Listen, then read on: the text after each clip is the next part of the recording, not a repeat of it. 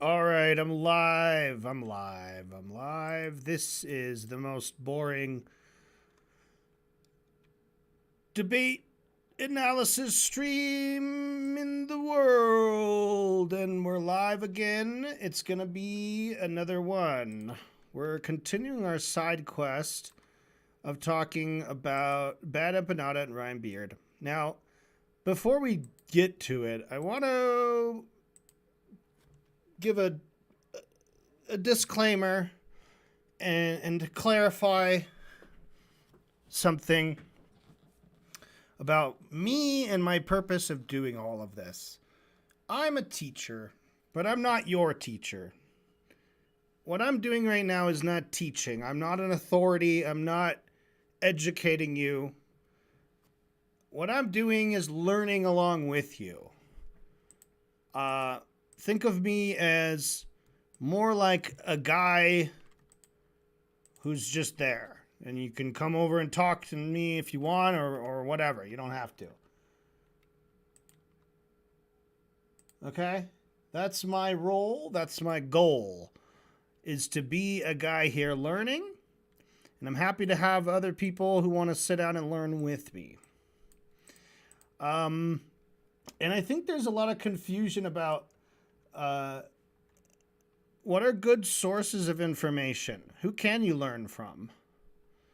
Who is a good teacher, you know? And these things can be hard to know sometimes. I think a lot of people, unfortunately, myself included at times, start to believe that, like, oh, this, like, cool YouTube person, this content creator, this comedian, seems very trustworthy. Ooh, or this cable news channel, this mainstream news channel, they must be very trustworthy. So I want to talk about, in my opinion, and again, I'm not your teacher. I'm a teacher, but I'm not your teacher. But I am a guy, and here's my opinion. If you want to stay informed as to the happenings involving Israel and Palestine specifically, or just, you know, Western imperialism in general, I've compiled a list of podcasts and YouTube channels that I recommend. Now, these are not in any particular order. But let's start the first one, the Palestine Pod. It's a podcast with a Palestinian lawyer and an anti-Zionist Jewish dude. And it's great. It goes back way before October 7th. I recommend listening to the older episodes to just get an idea of what was the situation in Israel Palestine before the genocide really kicked off. All right, that's Palestine Pod. Indy Niall at Drag Therapy. He's this really cool drag artist, storyteller, performer.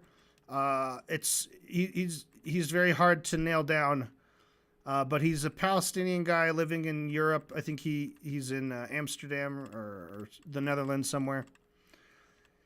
And he's amazing. Has great, amazing perspective on everything, and includes amazing, funny performances, and is a very charming dude. Breakthrough News. This is just fucking news stuff, up to date. Breakthrough News. Check them out. Electronic Intifada. Also, I mean, it's these journalists. They get together. And they are, a lot of these people you'll see on several shows. I think Katie Halper is sometimes involved with Intifada. Katie Halper has her own podcast show on YouTube. She's a great source of information. Chris Kunzler on YouTube. Young man, very bright, very smart, very fun. You know, he's got a very posh British accent, which throws you off. but then he just starts saying amazingly educated stuff. He's actually a scholar in Middle East issues as a young man. I think he's pursuing his PhD in this. Bad Hasbara is a podcast with two anti-Zionist Jews, Daniel Mate and Matt Lieb. Very funny. They're jokesters. They're joking around. Lots of goofs and gaffs. But they do get into the stuff. They also have a lot of amazing guests that they talk to. And if you just go through all the guest lists of Bad Hasbara, you're going to find a lot of these other shows and a lot of these other people. I don't know if Chris Kunzler's been on there. He should. But Indy Nile and Katie Halper's been on there multiple times. And Aaron Mate from Electric Intifada is the brother of Daniel Mate on Bad Hasbara. Okay, Hebrew Canaanite, One State Solution podcast, and Sound of Anarchy. These are all kind of in one group in my mind because it's the same guys. Alon and Elik, that's right. Alon and Elik, they are Jewish guys born in Israel who are anti-Zionists. They actually don't call, and they've written on their passports. So these are some of these two, and there's a handful more. Like they have a small group, but it's a very small community, very small, within the zone of quote unquote Israel proper in occupied Palestine, who have a real Israeli passport, who I believe are legitimately pro-Palestine. There's like a political movement that they say they have coalition with Palestine, and they're calling for ceasefires and stuff like that.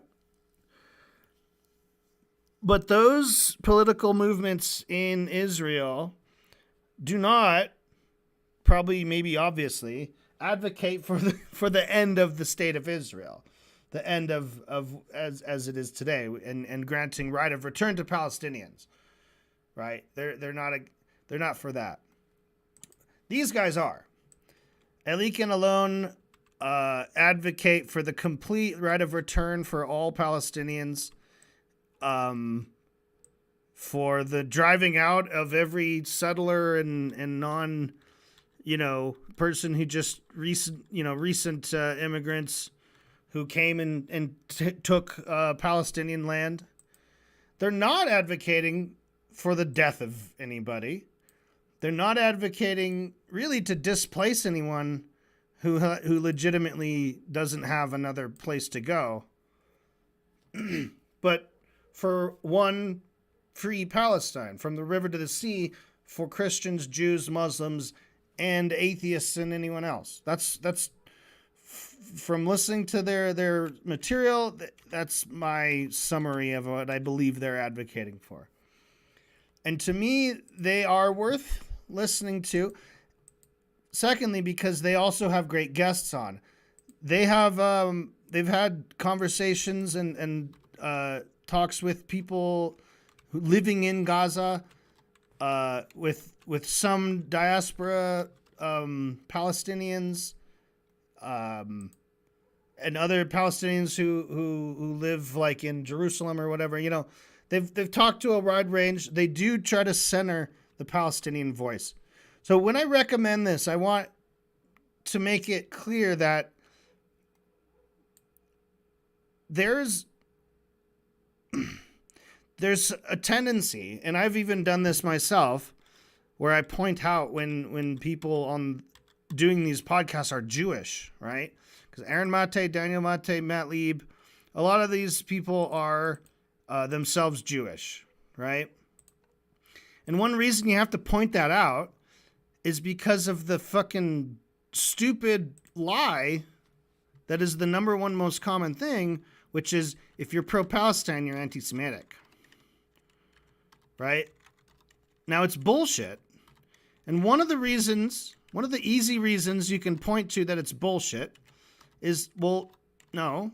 I mean, this guy does, and he's a Jew. How is he anti-Semitic? Well, then they just come back with, well, he's anti-Semitic against himself. He's a self-hating Jew.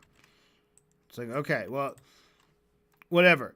It's like, it's a shitty, bad faith argument that if you try to argue against it, if you try to provide a counter argument, well, it's kind of like useless, because the point of that argument isn't that it's a logical argument. The point of it is to just attack.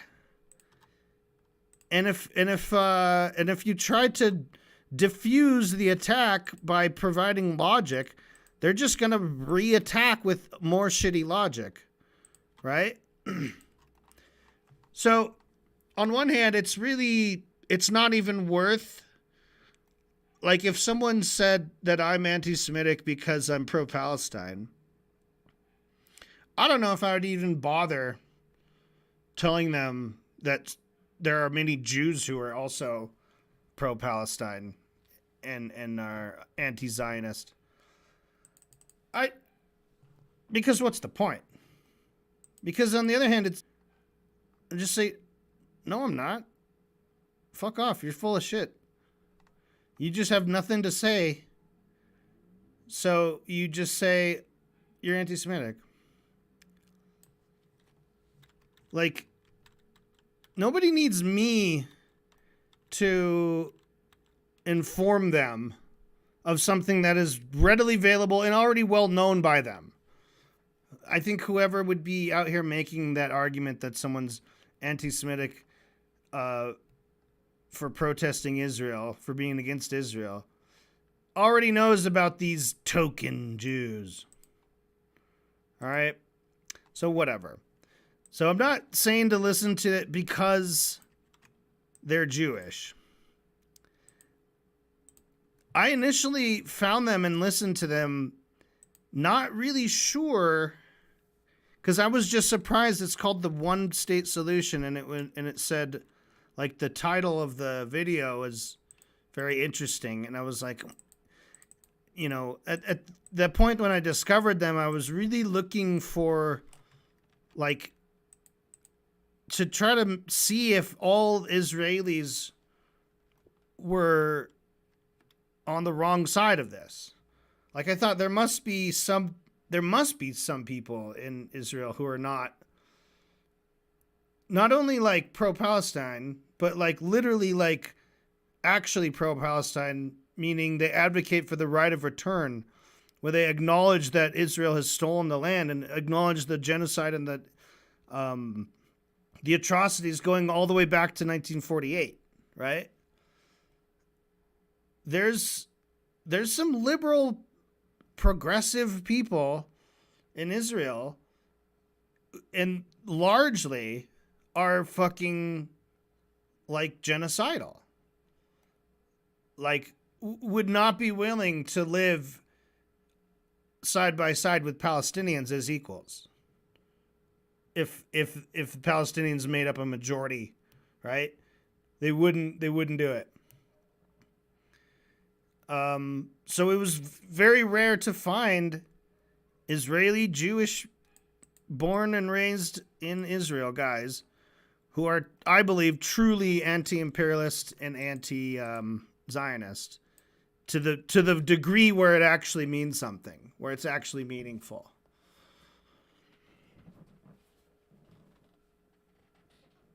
So it's interesting to find them. And they are also anarchists, and they are vegans, radical vegans. They are not peaceniks necessarily. They're not pacifists necessarily, but they obviously advocate for a peaceful land for everybody. Everybody. All right, let's keep going on. BadEmpanada, obviously, he's one of the guys we're going to talk about today. I genuinely think he's a great source of information. BadEmpanada has influenced so many people. BadEmpanada influenced the guy from Hebrew Canaanite, the guy I was just talking about, the Israeli Jewish guys. They said that, or at least Alon said that he, like, through watching BadEmpanada and learning more, like, helped him to radicalize himself enough to cross that line into true anti-Zionism. So I've said true anti-Zionism. Now, again, this is my opinion. This is an opinion that I've gleaned from listening to multiple people on this issue, including a lot of Palestinians themselves, including a lot of journalists and different people, a lot of the same people on this list that I'm talking about, right? Now, for me, based on that stuff, in my opinion, if you're actually an anti-Zionist, you have to kind of be more aware of things than I think a typical you can believe in your heart you're anti-Zionist, and I think if that's enough, that's great start. But you can't start yapping your opinions too hard until you kind of like get a little bit bigger of a picture and really start listening a lot more than you're talking. Especially someone like me, a white person born in an affluent country, completely isolated, protected from the atrocities that my own country is perpetrating around the world. A guy like me needs to fucking learn a lot before we can start teaching people about this shit, right? So obviously, when I'm doing a stream, I'm gonna talk in a teacher kind of way, where I'm prescribing things and I'm laying out my ideas and my opinions and my feelings about stuff, and I'm probably establishing facts or saying facts, and these are things that I may or may not completely know to be true independently. I might just be trusting a voice that I heard, right? And trying to surround myself with as many trustworthy voices, but still a plurality and a diversity of voices, I think can really help, right? Now, let's quickly talk about these other ones. Useful idiots. Who's useful idiots again? Oh, that's Aaron Mate and Katie Halpert. So it's like a mix of two of these other ones. Habibi House Podcast is just these just like Arabic dudes just chilling out, talking about their culture, talking about shit. They have comedians, and she's got the heart of a lion, and is just a pleasure to watch and a great source of information. So definitely watch Abby Martin, Empire Files. David Sheen. Now, this is one I actually got recommended, and to be honest, I don't know, and I actually haven't watched a lot of these. So this we're gonna put an asterisk on.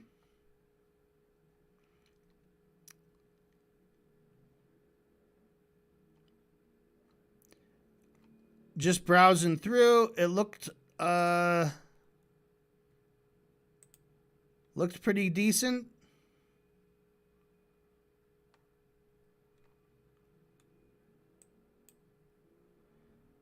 Because he works at the Institute for Palestine Studies. Now, hopefully that's not some like backwards Zionist group, because I know there's a few little things like that now and then, but I don't believe so. Democracy Now! It's just news. Overzealots.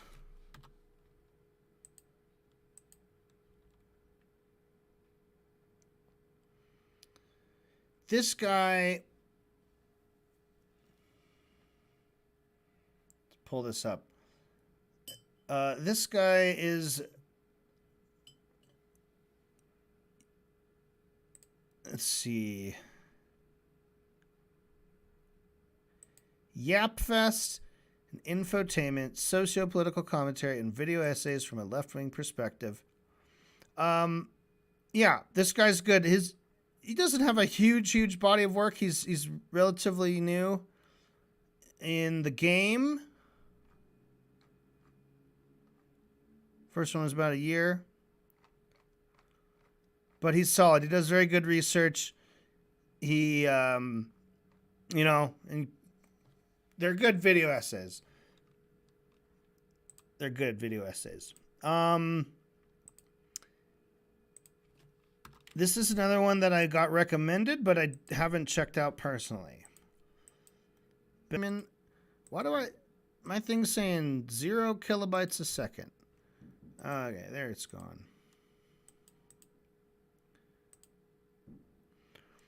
All right, anyway, that's my recommended list. Now, we were in the middle of reading through this. BadEmpanada and Ryan Beard. Now, so my thing with Ryan Beard is that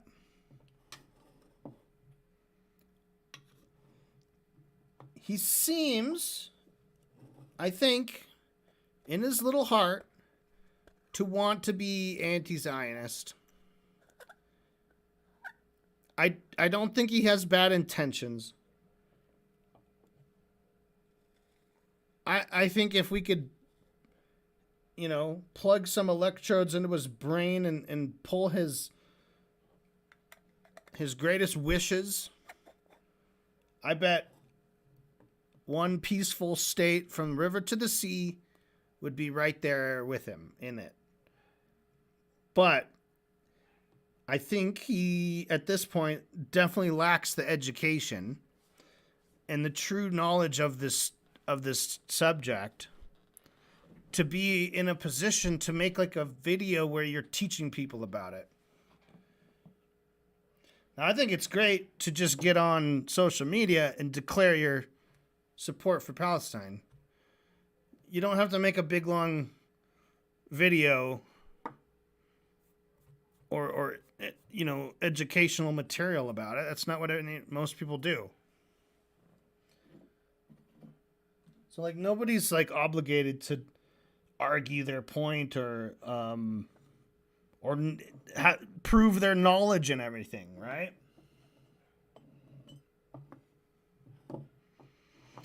But I think once you get like the big picture, which is hearing not only like just getting the whole picture in your head that this whole idea of Israel was fucked from the beginning, and that it wasn't fair then and it's not fair now. It shouldn't exist, right? People like the idea of it because it's like, remember the Bible? It was called Israel, and they were in all these places. They were in like Jerusalem and Bethlehem, and yeah, it was just like the Bible. It's like Bible reunion, right? Let's go. We were there 2,000 years ago. Let's go back, right? And people just love the idea. I remember thinking as a kid, I learned that, I was like, whatever happened to Israel, the Israelites in the Bible?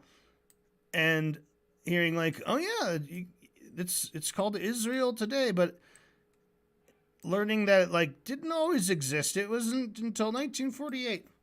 But all my life growing up, that kind of always just washed over me. I never really quite remembered all the details of it, so it didn't ever stick.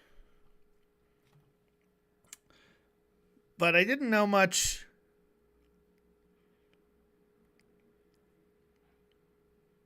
I definitely just took it for granted, the way you do with anything. And maps are really, really powerful for that. Maps, you look at a map and it just makes sense, and you're like, okay, there it is. There's us. there's them, there's this neat little line. We're all sorted. Like, it just, and then you take it for granted. Every country has got their one man who's in charge of the whole thing. And, and they have a name, and they have their language, and they have their food, and whatever. And there it is. It's all that. And, they have sovereignty too. All nations are sovereign. That means they can defend themselves from invasions and things like that. Right? They can make alliances with other nations and things like that. You just take it for granted. And you're like, oh yeah, there's Israel. It's on the map. It's a thing. It's a country. It's got a flag. So nobody questions it. Nobody questions it. But really, all along, it was like that scene from E.T. where the kid's mom is like looking around for the weird noises, and she opens the closet, and there's all these toy animals, and they're all lined up with their faces facing out.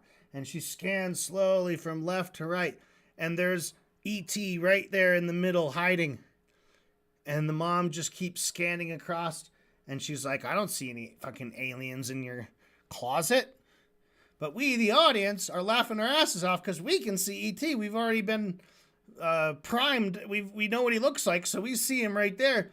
But the mom obviously hasn't even had a glimpse of him once yet. So obviously she just thinks it's some fucking weird, ugly toy.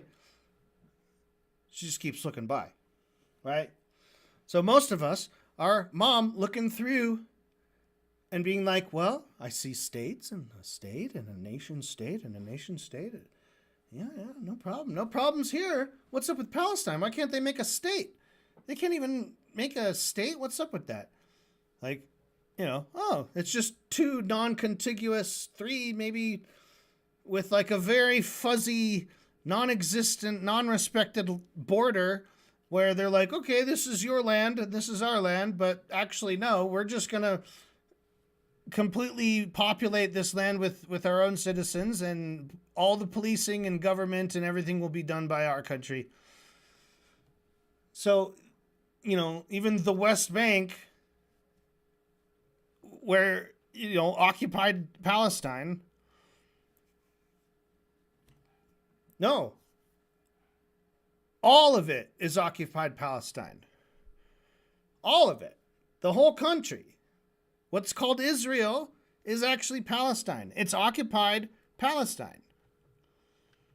So when you learn that, you just have a completely different approach, and you're not necessarily saying like, ooh, but I think anti-Semitism amongst Jews is still a big problem in Europe, And at the same time you're saying that, and Ryan Beard says he doesn't mean the pro-Palestinian people. He means the actual right-wing anti-Semitic people. That's where the rise of anti-Semitism is. And that's like really misguided. Like, honestly, if you could mail that guy back to 2016, when nobody was thinking about Israel or Palestine, and he's just talking about the rise of anti-Semitism on the right wing, I'd say, yeah, you're right.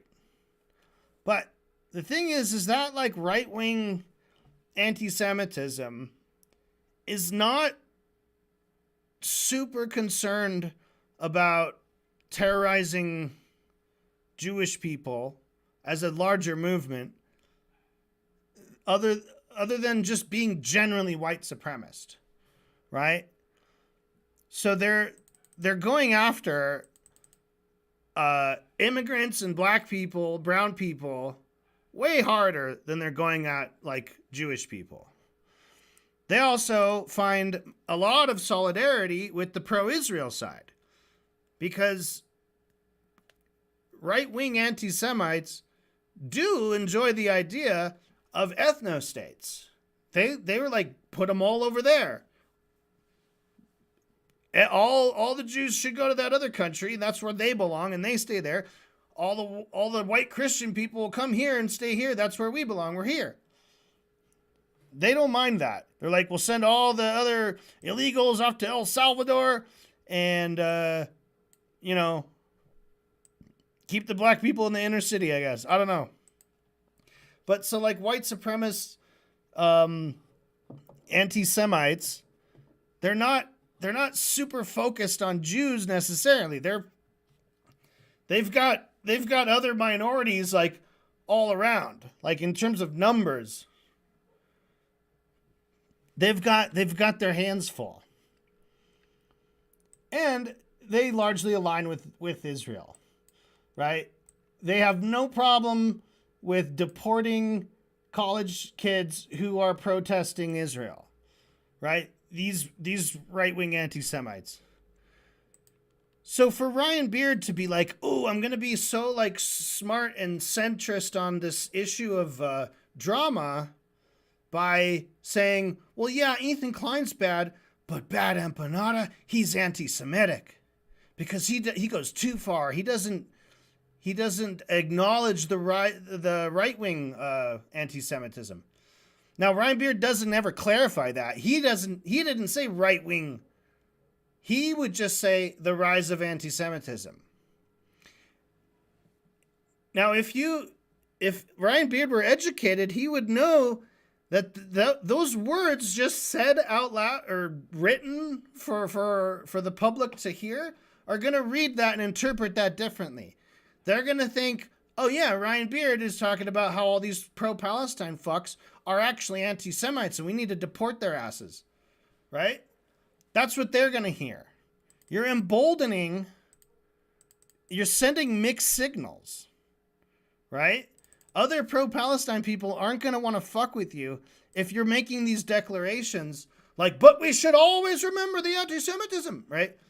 Like, just stop with that. That's an important thing because you're not, and plus, you're not right. The rise of right-wing anti-Semitism is something that's packaged together with the rise of right-wingism. Like the shifting, the great rightward shift that we're experiencing, that's part of it. Why are you picking out anti-Semitism and saying like, and in the context of talking about Israel and Palestine, saying like, wait, hold on. Shut up, Palestinian, for a second. I have to say something. We also must be very concerned about, Jewish people in the U.S. and Canada experiencing a 3% uptick in anti-Semitic hate speech and hate crimes. Oh, and by the way, where are you getting this data from? Because it's not going to say 3%, it's going to say 99%, right? And because those stats that you're reading are probably from organizations who are Zionists and are pro-Israel, and they changed the definition of an anti-Semitic hate crime to being like anytime someone claps back at you with like a fuck off free Palestine, they're like, that's anti-Semitic. I'm attacked. Report it. Right? So in this whole ecosystem, you're like, let me get in the I'm anti-Zionist game. And you're going to try to strike a balance and be like, Ethan Klein did some bad stuff, but BadEmpanada and the other people, they're really unfair to him. And accusing comrades, right? Because BadEmpanada is a strong voice in the anti-Israel YouTube space. Okay, he is getting views and he's educating people. He's using the Ethan Klein thing to get clicks. And once you get in there for the clicks and the Ethan Klein gossip, you fucking learn shit. That's all I gotta say about it. He's a great force for getting people educated on this topic. He's been talking about it for years. He's been making banger video essays for years. And he's also attacked mercilessly, but like genuinely. he doesn't like act like a victim. He will just like, okay, so for the past 3 years, he put out this one long video where he's like, okay, so I haven't mentioned this, but for the past 3 years I've been stalked and harassed and attempted murdered by these fucking freaks. And then but by the time he talks about it, it's already done in past. He's like, and then we had the trial, and then here's the court cases, and here's the police reports, and he shows every fucking receipt for everything that happened. He shows all the screenshots, he shows all the chat logs and everything. He just puts it out there. And it's like, oh my God. It's weird because you watch a lot of videos of people who are being like, oh my God, I'm being attacked. Oh my God, this guy's attacking me and he's smearing my good name. And they cry about it and they're like, next week, tune in next time, I'm going to show the screenshots. Right? And a lot of other times it's just like nothing. They don't say, they'll say that something has happened and then, oh yeah, I've been attacked. I've been stalked. I've gotten death threats. I've been, but they never show any of it. It's like, we're just supposed to believe them. Oh, I don't want to give them any more attention. It's like, yeah, okay, that's fine. But then maybe don't talk about it. So that's the kind of guy BadEmpanada is. He's not like a self-serving drama person. He's a strategic drama person. He's just eating up, and obviously he hates Ethan Klein because Ethan Klein's so fucking hateable and so awful, and he's just a wealth of like ridiculous bullshit to make fun of. So he can get clicks. And he's getting some clicks off of Ryan Beard as well. I don't know. Especially if Ryan Beard had made this video that he was planning. I bet BadEmpanada would have fucking tore him to pieces. So what's the other thing is, I know the context is that after all of this exchange, Ryan Beard went online to say that BadEmpanada is a horrible human being and he's anti-Semitic. So that's something interesting to keep in mind as we read this. Now, here's another thing. BadEmpanada says you sent him money because the claim is that Ryan Beard sent a super chat into H3. Also not sure where this lie that I sent him a super chat came from. Now this struck me as really weird because I actually thought that I remember him sending in a super chat. It was like a clipped video from that show from the podcast where it's like, oh, Ryan Beard sends a super chat, right? I thought I remembered that. And BadEmpanada seems to think he did as well. And he says, not sure where this lie that I sent him a super chat came from. And I thought this was weird because obviously if he did send a super chat, it would be very easy to prove that. If he's lying about that, we could very easily just prove him wrong by being like, hey, he did.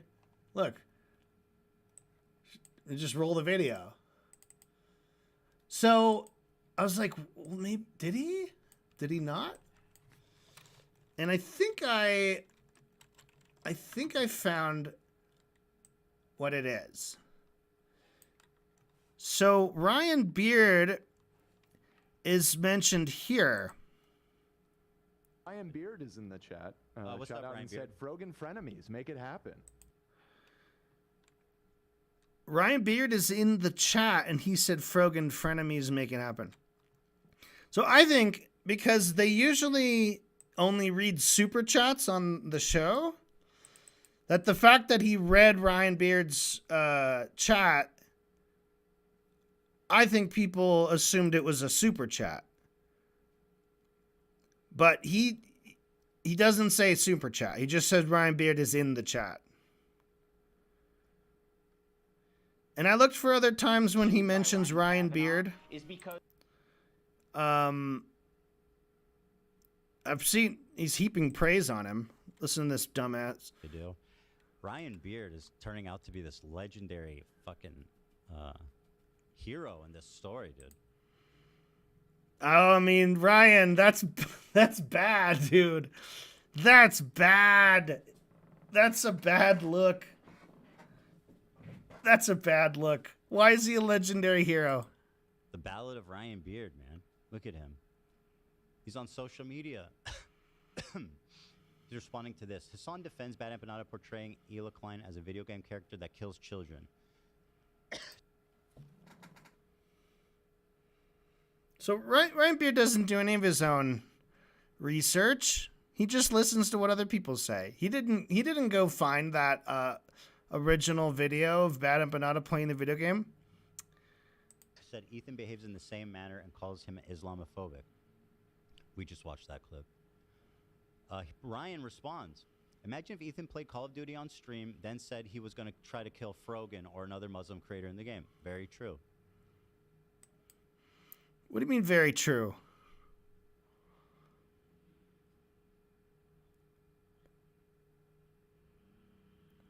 Everyone would rightly be incredibly mad about that. But when BadEmpanada does it with Ela, Hassan defends it. Insane.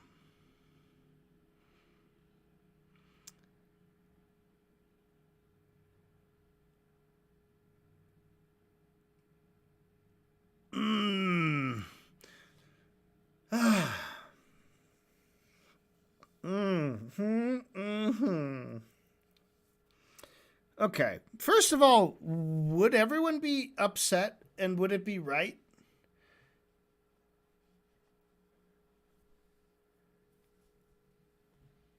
Because, like, famously, people say, I'm going to kill you in video games. Famously, like, literally every single time they play video games. Like, I guess to other players that are playing along. But, like, just saying, like, first of all, he's going to try to kill Frogan or another Muslim creator in a game. Then that would be fucked up. Let's just try to imagine the same situation. So Ethan is playing a video game, which, like most shooting video games, you're shooting Arabs, right? In one of these games. And if he... what is it? If he tried to... tried to kill? He said that he tried to kill... It's nonsensical. What BadEmpanada did was he was playing this video game where you play as a Hamas fighter fighting against the IDF. Right? It's like, ooh, why is it okay to always be killing Arabs? Like, why can't the Arabs be the good guys in a video game? Because it's literally a fucking video game. It doesn't fucking matter. As he's playing this game, he was like running around, and it's a really shitty game, by the way. It's just like it looks like a PS1 or a Nintendo 64 level graphics, but you know, whatever. It's kind of funny, and it just has this one little guy running around, and you just shoot the other NPCs, which are all soldiers, right? But he's running around and he's saying, "Where's the secretaries? I want to find the secretaries," right? Because Ela Klein was a secretary in the IDF, but then also left the secretary desk and went on a raid and talked about it and participated in a fucking raid and kidnapping of some Palestinian person who we have no idea what happened to. So she's kind of like a scary person. What are you going to do? And the major excuse people trying to defend her kept saying she was just a secretary.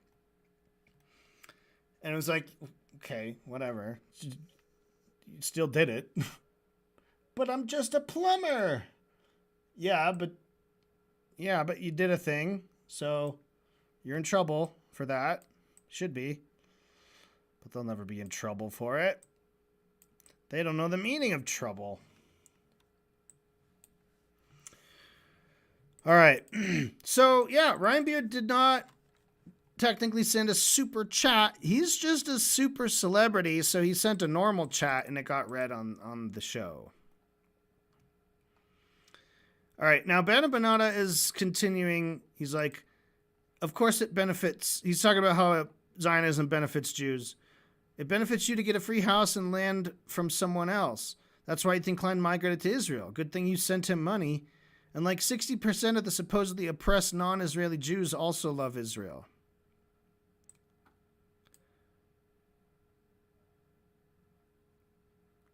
I'm a member of the channel, but primarily for the purposes of research.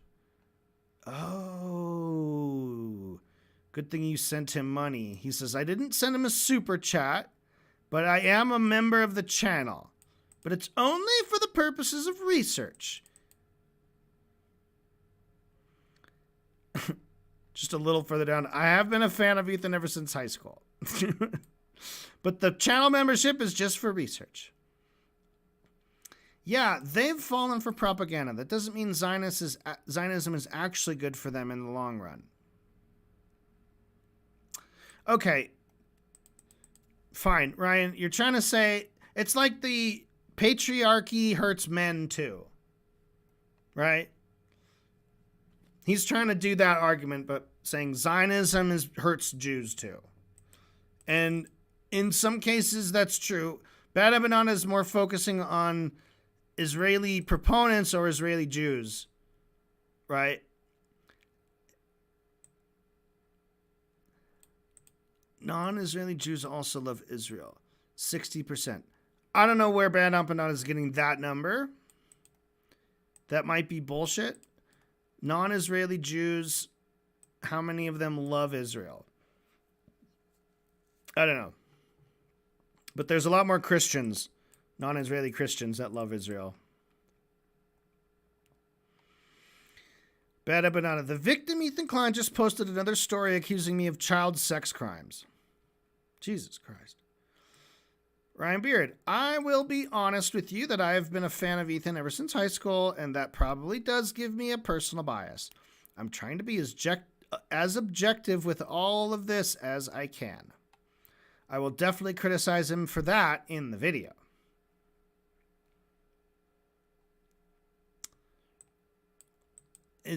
I have a feeling that he didn't want to do this video because the list of things he has to criticize Ethan for, it's not going to be good. It's not going to sound balanced.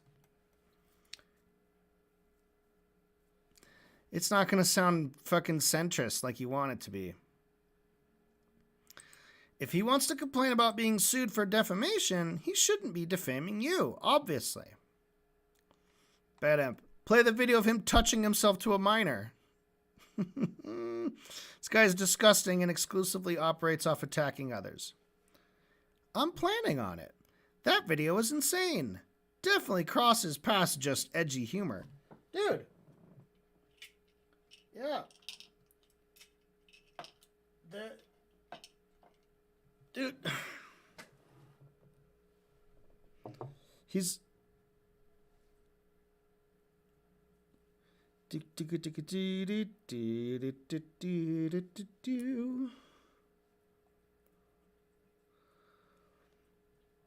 So,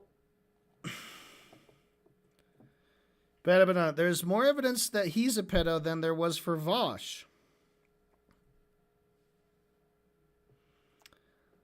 Ryan Beard, I don't think that's true.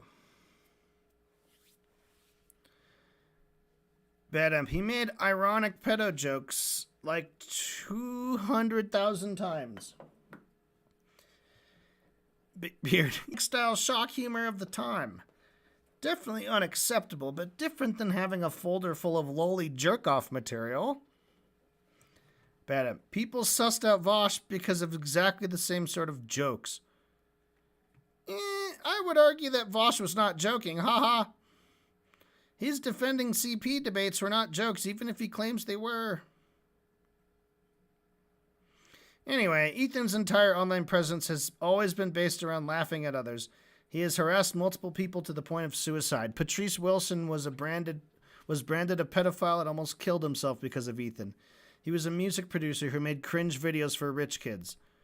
That guy's life was ruined and no one even knows where he is now. This fucking guy does nothing but attack others and make content out of it. All his content is at the expense of others. He has no right to play the victim. Not now, not ever. I do think Patrice had some shit in his music videos that did come across like sexualizing children. Not any more than Ethan has. Yeah, that's fair. Okay. All right, Ryan. BadEmp says, it's just comical. He gets angry if you say stuff he's factually said. He said multiple times he fed his dog cheese. It died because of the cheese. If you say Ethan dog fed his dog cheese till it died, he asks like you just denied the Holocaust. Did he confirm that was the cause of death? He acted like I said something incredibly out of line when I said his house is covered in shit, and he said his kids ate it and got a parasite from it. I got that from watching his podcast. He said it. Not to mention I said it in response to him claiming I was a wanted criminal, dedicating a 20-minute segment to me. Yeah, there's a clip where he acknowledges it and blames the vet for not warning him. A child contracting a parasite from coming in contact with one piece of shit the maid missed is obviously not the same as his house being covered in shit and his children rolling around in it. You know you're sensationalizing that.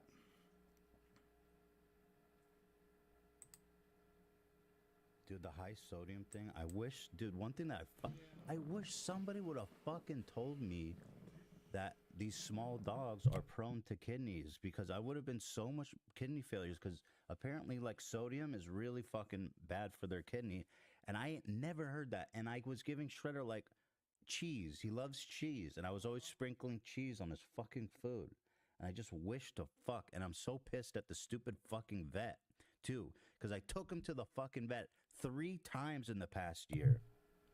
They says trust me on this one. Okay.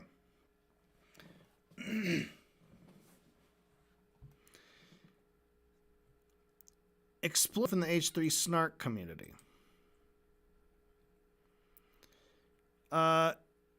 Okay, so I think this is in response. That's not what he said to him, saying a child contracting a parasite from coming into contact with one piece of shit the maid missed. And then that's not what he said, Lamau. He said the dog has Giardia. My kid is calling around and putting everything in his mouth. Now my kid has Giardia. How do you get Giardia? From eating shit. Put 2 and 2 together. He said you get Giardia from eating shit, by the way, not me. It's in the clip. Explicit. Yes, sometimes people miss when a dog shits in the house.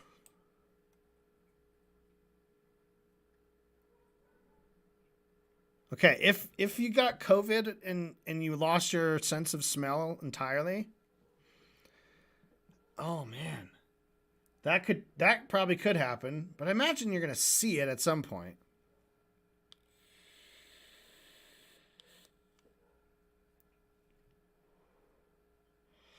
But there's other videos where Ethan Klein is like, oh, it's cooked now. Like, I don't think it's one piece of shit that they missed. Like, they don't clean it up. We have no reason not to trust them over his word that it wasn't. And someone could have definitely claimed they were close to Ethan. If there was anyone who did it, it was probably the ex-maid or a doctor. CPS are not dumbasses who accept random people telling them shit like that. It's not an emergency situation like swatting where they either take it as truthful and go immediately or risk something bad happening. You can't just call CPS and tell them whatever and insist you know the people. I guess it just confuses me how you constantly criticize how evil the United States government is, but then you also think that CPS is this perfect organization. The sophistry. The sophistry. Ryan, you already know how to do it. Just be like, good point. Just say, yeah, that makes sense. Good point. No, you don't have anything else to say. So now you're going to be like, well, aren't you kind of a hypocrite sometimes? What about that? What about you? Like, you just lost this stupid argument of like, well, it's really fucked up that someone called CPS and it was probably a snarker who probably exaggerated what they were saying. And Ethan probably never, it was probably only one piece of poop. And the kid probably didn't even eat the whole thing. He probably just licked it. Right? And then he's like, they couldn't set up an appointment and do a whole thing. I guess it just confuses me how you constantly criticize how evil the United States government is, but you also think that CPS is this perfect organization. That is some fucking Destiny level shit.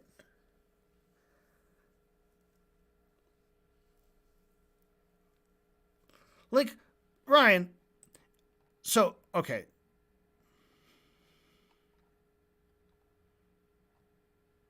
Did you say anything about CPS being, like, corrupt? Like, they'll just, like, they don't even give a fuck. They'll just rip the children away from wealthy Jewish couples without any questions. And it's like, you just think it's this perfect organization. He never said that. He just said they're not dumbasses. He says that they have protocol, that it's not swatting. You can't just call them and send them off the way you can with the cops, right? You just call the cops and be like, crime over there. And they'll all run over there. You can't do that with CPS. Now, what about that implies that BadEmpanada is saying CPS is this perfect organization? He just said that they're not toys that you can play with like you can with cops, because they're not cops. CPS are social workers, lol. It's not like the individual people are evil. What happened is a guy with a clipboard and specialized experiences working with children, maybe, we don't know if it really happened, went to their house and talked to their kids for a few minutes. No, I don't think the individual people are evil, but the state can obviously be weaponized in harmful ways from time to time. Yeah, again, sophistry. Just say things that are generally true. And be like, how can you argue against me? I just said a true fact. Are you going to say the state can't be weaponized in harmful ways, Mr. Socialist? No, dude. This is sophistry. This is like, I don't have any argument. I don't have any reason to say it, but I'll just say this generally true statement that technically, if my argument was true, would be another example of this generally true thing happening. The state. You can't weaponize CPS against a guy who claims to be worth $100 million. When CPS gets weaponized, it's shit like someone who verifiably knows you makes a call, like an ex or something, and provides their own details that prove their link to you. I disagree. I think if someone called CPS on you because you told the internet that your child had a mild illness, you wouldn't be happy about it. Ryan, you're missing the point about you have to provide details. If some internet stranger called CPS on you, that call would never go anywhere. It's not a credible threat. It's not a threat. And if it's the flu is kind of deadly. The flu is kind of deadly. So, not as deadly as coronavirus. But it's not necessarily about something being deadly. It's also about a big concern, not necessarily if something's deadly. In fact, usually the deadlier it is, the less contagious it is, because it tends to kill people before they can spread it. So something like Giardia, if it gets in the food supply or something, the water or something, could kill a lot of people, or just make a lot of people sick, right? There was no false call. At most, there was a legitimate call that you were splitting hairs to disagree with. That's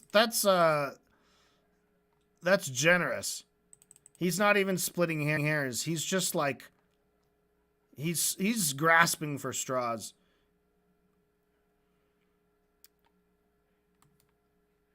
So here's this link. There was no false call. At most, there was a legitimate call that you are splitting hairs to disagree with. Urgency reporting requirements. Report immediately by telephone. Let's see.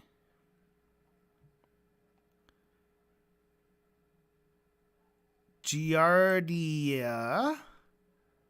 Urgency week. 1 week. Shiga toxin detected in feces.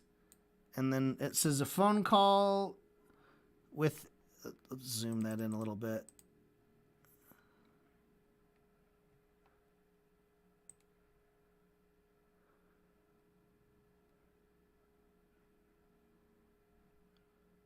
So there's a phone icon and an exclamation mark,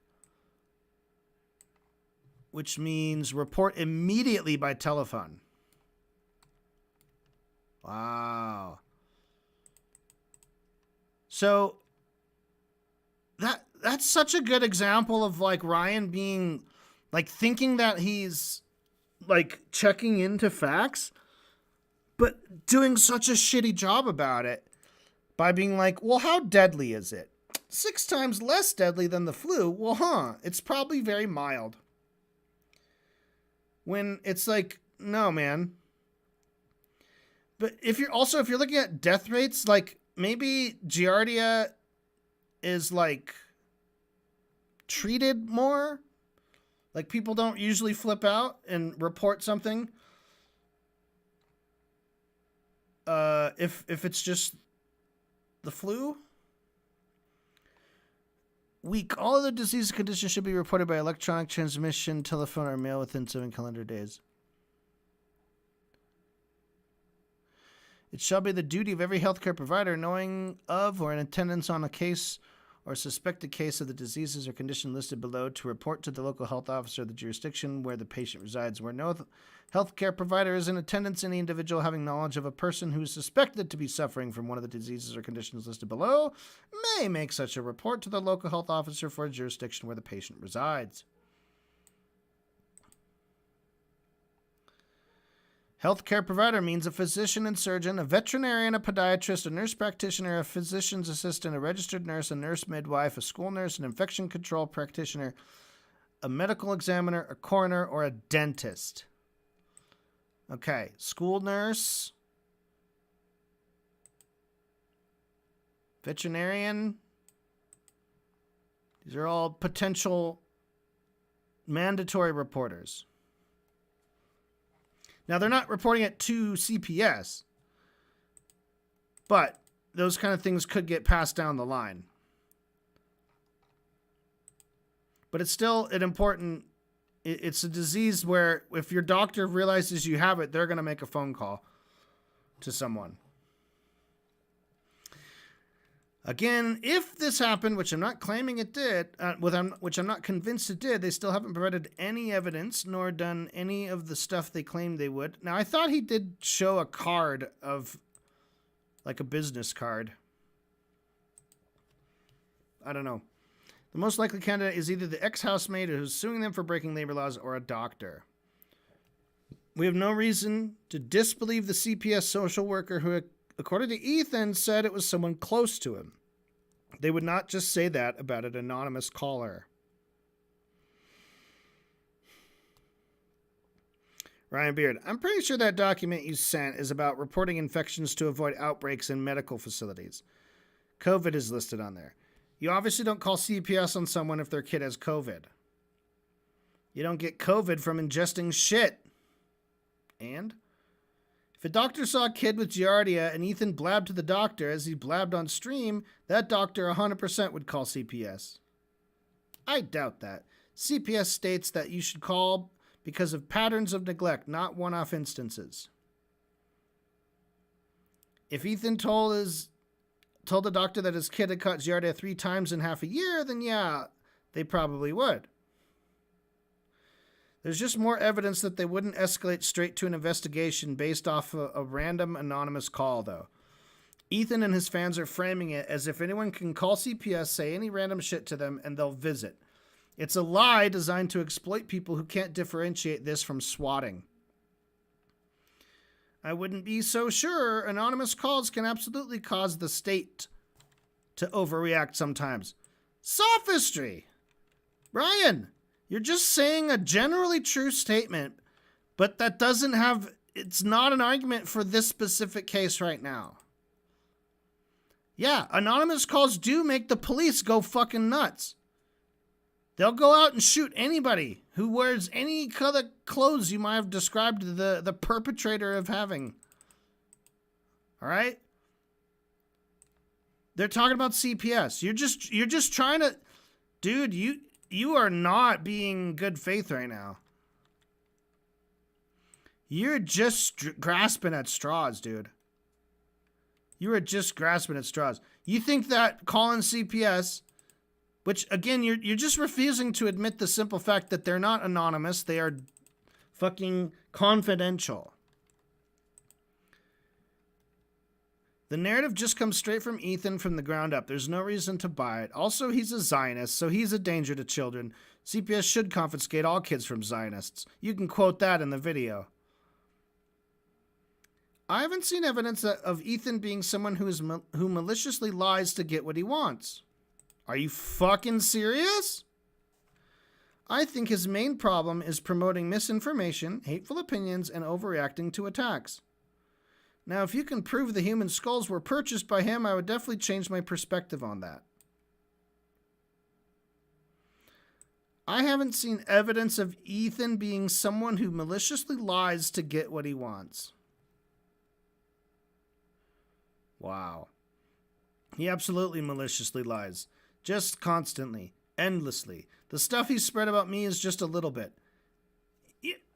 Case in point, like, number one, he maliciously lies to get people to hate BadEmpanada so that they don't pay attention to him because he's calling out Ethan.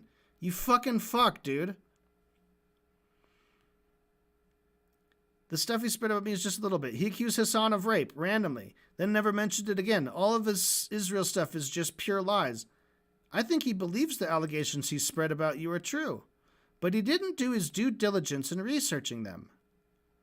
You are way too in love with this guy. He was a talentless hack when you were younger, and he still is now. Haha, yeah, maybe. It's just more obvious now because he finally dipped his feet into something serious. Look, I'm trying my best to be as honest as I can with all of this shit. Seriously, go back and watch his original videos. The funny part isn't him. The video he's mocking is funny by itself. Even though you might disagree with some of my takes, I do care about honesty. His jokes are just, I said a bad word you're not meant to say. I repeated the funny thing the guy in the video said, or coughing. This guy has lied endlessly about me, but everything I've said about him is true. Lol. So, yeah, some of it is probably outdated for sure. I'm sure you'll present it differently, though. I agree that he shouldn't have spread those allegations about you. He's the same... BadEmp. He's the same now, and it's so bad that his own crew react to it like you would if someone had with Alzheimer's told a joke that made no sense. I agree that he's not funny anymore recently because he seems very sad and he's trying to hide it. He is transparently incredibly insecure, and his identity is totally attached to his wife who led him into being an insane Zionist. GG for him. So now, here we go. Ryan Beard is posting a screenshot. So here's BadEmpanada. Wonder if U.S. defamation law is strict enough to get me a big payout for this one. Probably not. If Lonerbox posts that fake tweet, he's fucked, though. Been trying to bait him into doing it.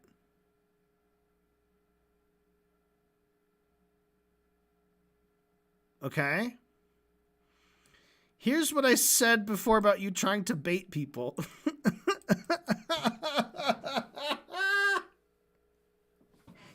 What a dumbass.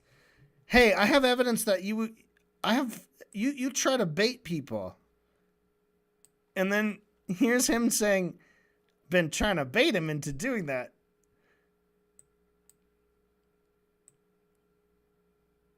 Like, he's just making fun of fucking Lonerbox for being a fucking... Dude, Ryan Beard has got to understand that Lonerbox is a fucking shit clown, right?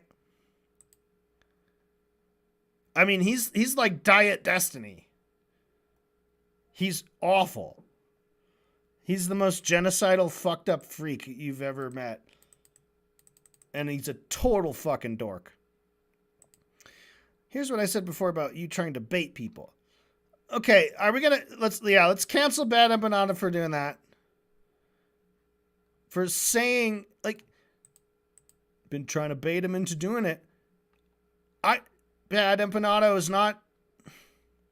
If BadEmpanada has been trying to bait him into doing it, we would see evidence of the bait being thrown out, not him later saying that that's what he's been doing.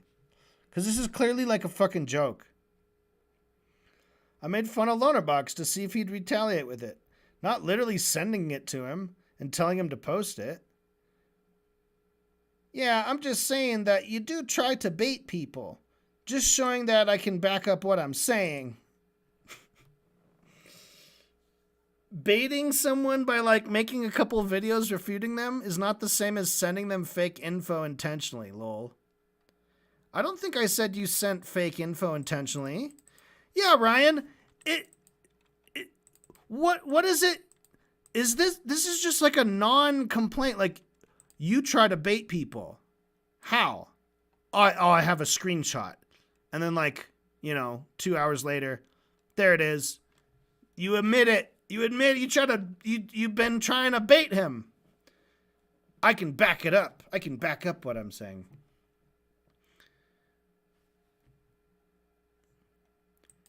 And that video, that example,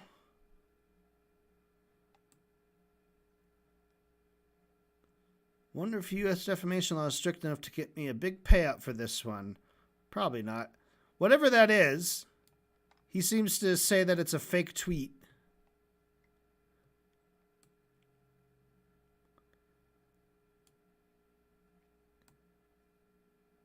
Anyway, that's a joke. Like, you can't... Like, if you send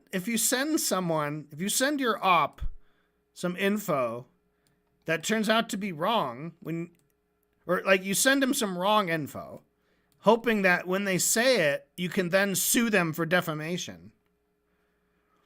That's a joke. He's like, oh, I'll slip him some bad info, and then when he repeats it, maybe U.S. defamation law is strict enough that I could sue him for that. Right?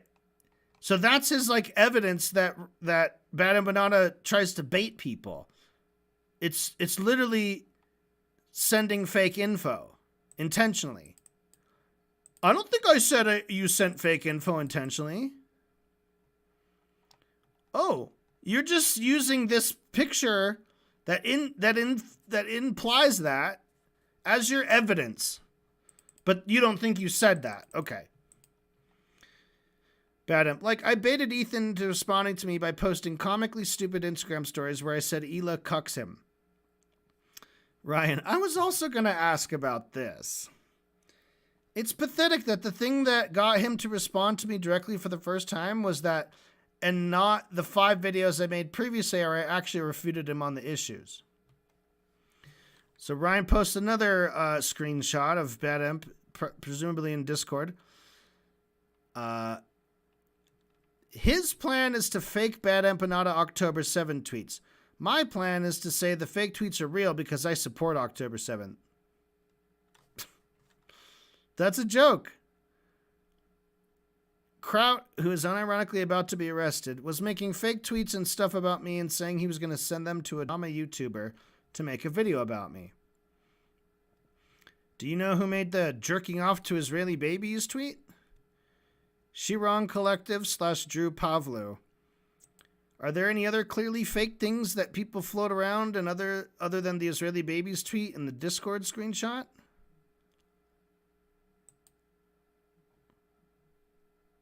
Oh yeah, this is that whole video with all kinds of stuff. It's covered at 16:55 here. The video is a wild ride which outlines how I was targeted for attempted murder by the Argentine far-right and pro-Israel doxing groups. And how the YouTube... Are these the same link?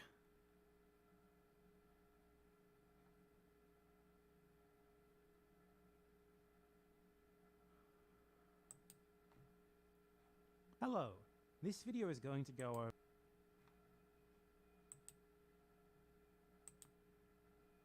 So the Shirion Collective doesn't really exist anymore, though its users are still around. It sort of collapsed because in June of last year, the leader of the group, who was paying its participants to dox and harass people and attempt to incite others to kill them, was ousted then as Daniel Linden, who's basically one of those guys who manages accounts on OnlyFans. I mean, come on, dude. And after that, the group sort of fell apart. It was basically a Telegram group through which they coordinated harassment campaigns against people on social media and like mass reporting campaigns and stuff like that.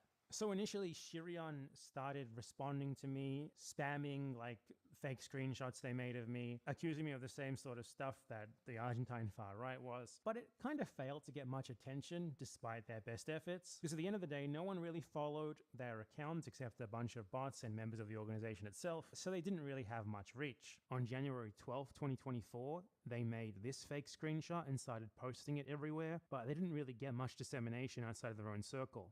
So at that point, they decided to try and enlist someone with a bigger following to spread their defamation against me. And the guy who ended up doing this for them was a total loser known as Drew Pavlu. Drew Pavlu is basically a guy who, ever since he was like 18 years old, has been doing nothing but framing himself as like a really brave anti-Chinese government activist while failing completely to ever actually hold down a job or anything at all. And a couple of years into that grift, he got noticed by Australian far-right financiers, chief among them a guy named Simon Fenwick. Simon Fenwick is a far-right millionaire who is deeply involved in the funding of many causes on the far right in Australia and also, coincidentally, pro-Israel groups. So Drew Pavlo ended up getting hired by Simon Fenwick to shift from his previous grift, which was like, this is very much a matter of public record. There was a case where Drew Pavlo was forced to disclose who pays him. Turned out that he received $25,000 from a company owned by Simon Fenwick. He's also openly thanked and praised Simon Fenwick numerous times for his support. You know, it's open, it's clear, it's obvious that he's getting paid by this guy and possibly by others to basically just be a far-right troll online who defames people in mostly abortive attempts to get them to stop critiquing the causes that Simon Fenwick and others like him support. And Pavlu's horrible behavior under the influence of this far-right money became so extreme that he actually ended up getting expelled from Amnesty International for it. All right. So yeah, there's a whole thing. Let's keep going. Ryan Beard says, I know people also posted an arrest record that literally wasn't that at all. BadEmp. There's a bunch of stuff, but I don't care much except about the literal criminal accusations. Ryan Beard. And I'm assuming most of the time you accuse people of being pedophiles, it's in response to them sharing those fake accusations. Every time. Except Vosh. Except Vosh, yeah. Also, I did find it shitty that you accused all the trans people in his audience of being pedophiles. It's one thing to criticize him, but I don't think spreading that type of rhetoric is good with the way that trans people are smeared by the right. Where did I do that-y? Vosh is the one who told trans people in his audience to kill themselves. You said that as a collective, the trans people in Vosh's audience are pedophiles. Where? I can find the clip if you want. Pretty sure that's just a soundbite Keffels made when she was trying to manufacture drama with me. So Keffels claimed you were saying that all trans people are pedophiles, which is a lie. But I looked up the actual stream and you were talking about the trans people in Vosh's audience. Everyone in Vosh's audience is a pedophile. I'm all inclusive. Haha, okay, at least you own it.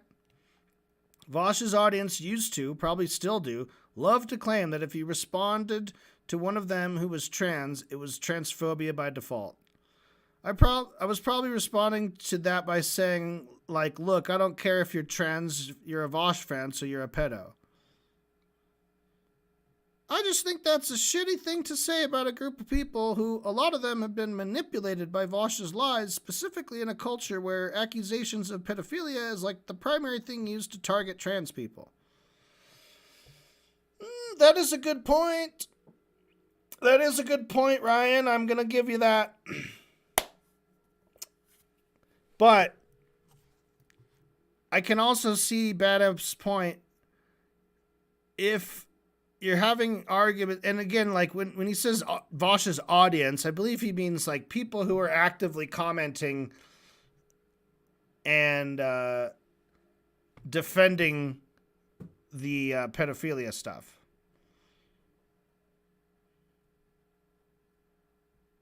But who knows? But I think Brian makes a very good point that I wouldn't be like, I wouldn't be blowing, sending smoke at a lot of trans creators that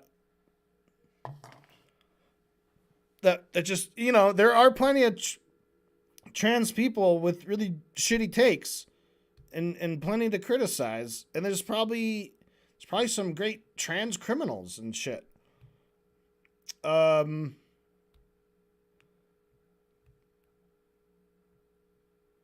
don't think there's any trans billionaires. At least not open billionaires, trans people. I don't know. But yeah, I don't think, we don't need to throw any more shit on them, and we don't need to like, I don't know. Yeah, you could tell someone, hey, you're a fan of a pedo, I guess, because you're going after Vosh. But again, if you're going after someone who you're directly chatting with and they're personally doing something like defending pedophilia, and then they try to hide behind their trans identity to evade criticism, that's bullshit. You're going to get criticized. And so that's why I don't believe he said that in any way to imply that all trans people are pedos. Because he very clearly doesn't ever say that. And if he meant that, he would say that in his videos and stuff, and he would repeat it. Like when he means something, he says it over and over again. Because he means it, and he wants it to be known that that's what he means. And he constantly says things like everyone in Vosh's audience are pedophiles. But he never says that trans people are pedophiles. Right?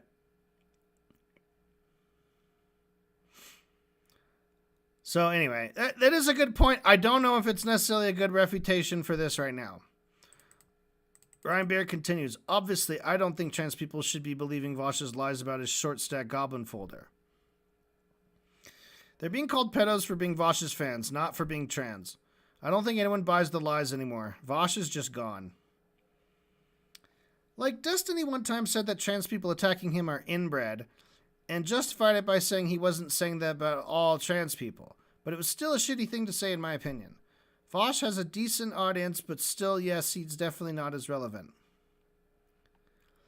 I don't know what was said, but those people spent years just saying incredibly dumb shit. Vosh spent years laundering American imperialism as a leftist. Can you at least agree that accusations of pedophilia, specifically against trans people, is a dangerous thing to do? Sure, I'm not defending Vosh. And every time I responded to one of them who was trans, they always made it about that somehow. They honestly used it like Zionists. Yeah, if some trans people in Vosh's audience definitely do weaponize their trans identity, I won't disagree with you. You mean like Zionists claiming you're only attacking them because they're Jewish? Yes. I had Keffels call me a transphobe multiple times for calling out her lies. Well, Keffels was an idiot. Ethan is so much worse than these other people, though. He's not just a malicious moron. It felt like he was moving in a positive direction for a while. But because he got his feelings hurt, he ran into the arms of Dan Saltman propaganda. Nah, it was because of Gila. I think it was a combination. Obviously, it's his fault, but she is where it originates from. She was able to hide the Zionism until it became a big thing, and Ethan was always going to go insane defending her. Yeah, and it's a very human thing to defend your wife, obviously, not meaning that justifies it. I know there was a moment where Ethan said something like that he agrees the IDF are terrorists, and she said that she disagrees. She's said a lot of dumb stuff that he then agrees with, but probably won't have brought up himself. Like saying the IDF wouldn't just kill a journalist, or the Yoav Galant thing. How often do the IDF kill journalists in Israel? I know they're obviously doing it constantly in Gaza. Well, 40 journalists died in all of World War II. 200 dead in Gaza. Yeah, that's insane. I know the Zionist response is they're just terrorists pretending to be journalists. How often did IDF kill journalists in Israel? Why would they kill their own propagandists? That question is silly. They also target influencers and random people who post on social media who aren't counted in the number. They bragged about bombing a hospital with a journalist in it. They know where everyone in Gaza lives because they control the population registry. So when they bomb a family, it's deliberate and calculated. Didn't Netanyahu straight up admit they're bombing people's houses so they can't return to them? That doesn't sound much like eliminating Hamas to me. Yes, I said they're doing that in 2023 because it was obvious. They destroyed 60% of housing stock already by December 2023. At the end of World War II, Berlin was 53%. Yeah, I think that puts a nail in the coffin of any possible claim that this is to stop Hamas. Hamas offered to release the hostages in exchange for no ground invasion. It was never about anything but taking the opportunity to genocide way more explicitly. I am curious why people specifically use the word genocide instead of ethnic cleansing. Doesn't genocide imply an attempt to kill as much of the population as possible? To me, it feels like the goal has always been to kill a bunch of them and then push the rest out. Okay, you're an idiot. Ryan, you don't actually research things enough. You just hear about things and you think that's what it says. Did you hear that from a fucking Reddit comment? Did you hear that from a fucking Reddit comment, Ryan? Genocide is the deliberate targeting of an ethnic group or people with the intent to destroy or eliminate, whole or in part. I didn't get the words in the right order.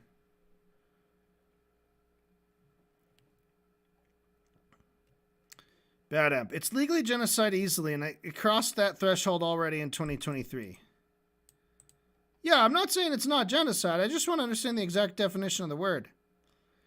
If you kill 20% and expel the other 80%, it's still genocide because you killed those 20%. Israel wouldn't be Israel, like as it is, as we know it.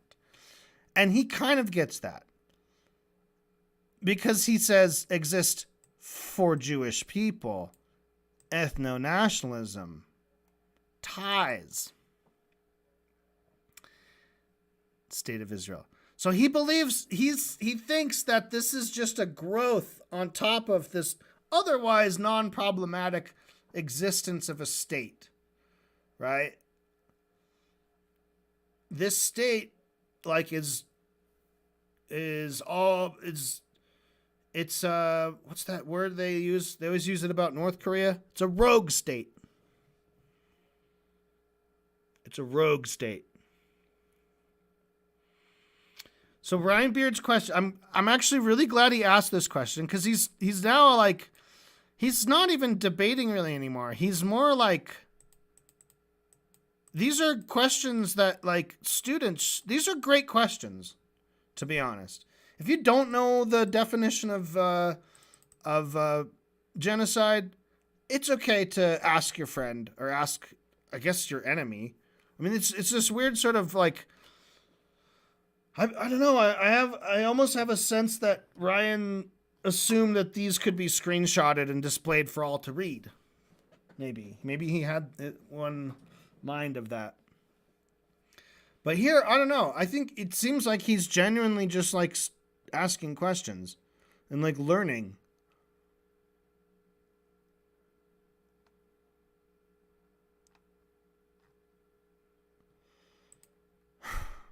If Israel didn't exist for Jewish people, it wouldn't be Israel.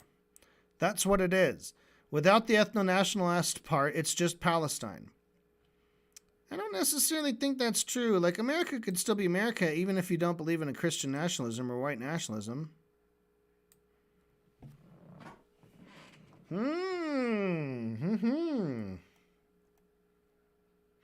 No, America is also a rogue state. I mean, it's been so long. It's been hundreds of years. But it's never too late. Just cede all that land back. Just demote all the current government officials and put Native Americans, kind of divvy the land up to them. Let them govern. And they can decide if they want to expel all the white people or let them live there in peace. It's up to them. That could be done. Right? No more state lines or anything. Just let the various nations sort of claim their land. A lot of times the borders, they're not clean line borders where you cross from one jurisdiction to the other. A lot of times these are overlapping magisteria.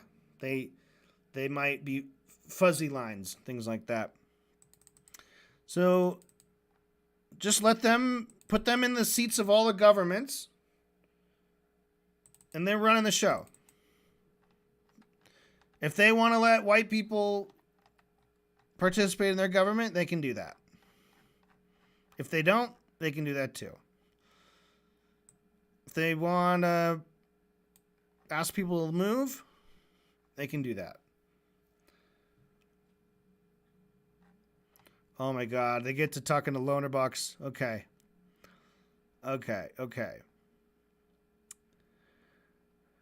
This is interesting. Okay, because he's asking good questions, but he's also showing that he's very, very, very naive on this whole issue.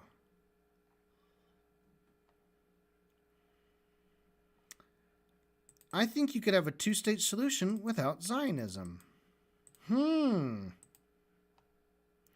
So, yeah, here's the thing. Israel's kind of okay. I don't think... Okay, because he said about USA, about America. America could still be America even if you don't believe in Christian nationalism or white nationalism. No. If you ceded the land back to native groups, all of it, from sea to shining sea, and there's no more federal government, there's just all these different local governments and their own treaties between them of their shit, it wouldn't be America anymore. It would probably be a much better place. Probably a lot more interesting place. Can you imagine? Can you imagine if, like, instead of colonizing America, instead they just, like, made periodic trips to trade and do tourism and nothing else? And that's all it ever was. You could take a trip from Europe to America, and all along the whole coast you'd have like 20 different nations with different cultures and food and music and dance and things to do and see. You'd have all the same like natural environment, probably much sicker because probably would have avoided a lot of these mass extinctions and dust bowl bullshits and You know, all the global warming and shit. And it'd be amazing. It would have more of that kind of vibe of like how just on the continent of Europe, there's all the different nations with their different language and their different food and their different lands and all that stuff. Just a wide, diverse variety of land. It wouldn't be America anymore. It wouldn't be the United States of America. You wouldn't be able to see like highway, off-ramp, on-ramp, McDonald's, Chevron, Texaco, Starbucks, Holiday Inn, Burger King, Arby's. Okay. Go to the next exit.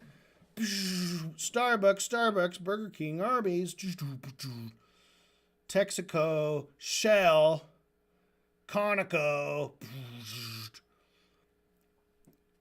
For 2,000 miles. It's all the same shit. It's so monotonous. It's an ugly, ugly fucking country. And no matter where you go, you just see the same gentrified fucking crap. Just landscapes of fucking barren parking lots. Sprawled. It's just an awful place. It's an awful, uncivilized, fascist fucking dystopia. It really is. BadEmpanada continues. He says, the entity called Israel is explicitly founded to be an ethno-state from the very start.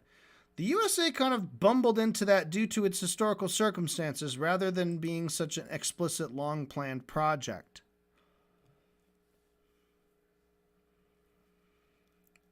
I mean, I think America was definitely founded to be a Christian nation at the very least. What?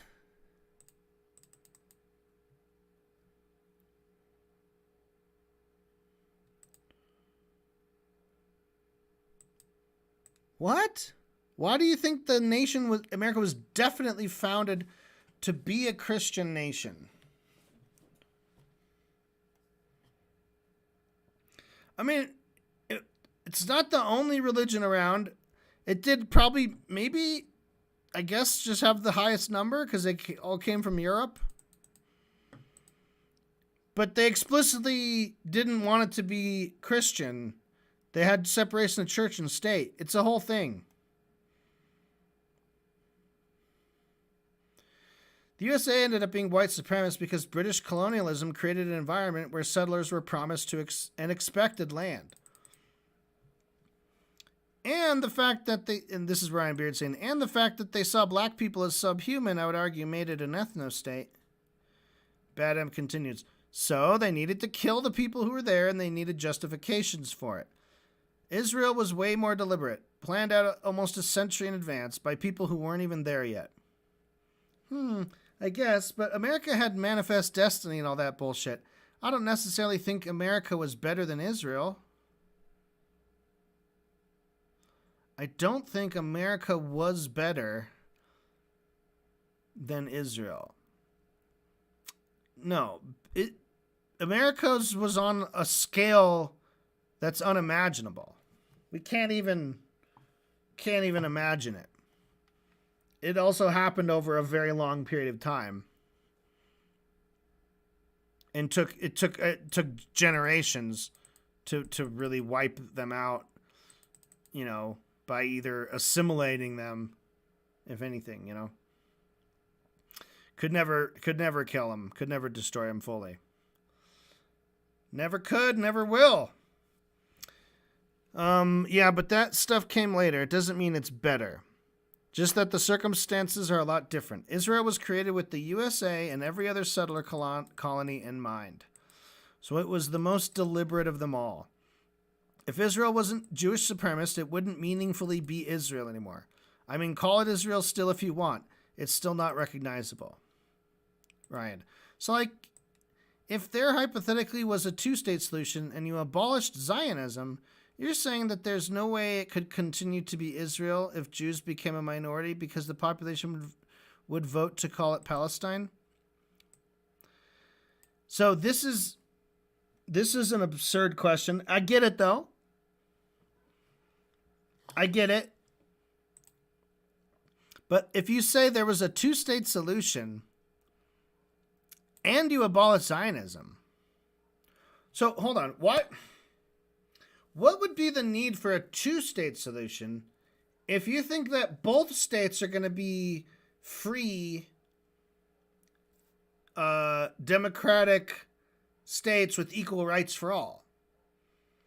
No, the place that's called Israel now, with its 20% of Palestinians living there, are going to still be living in an apartheid state, right? So let's imagine fairy tale world.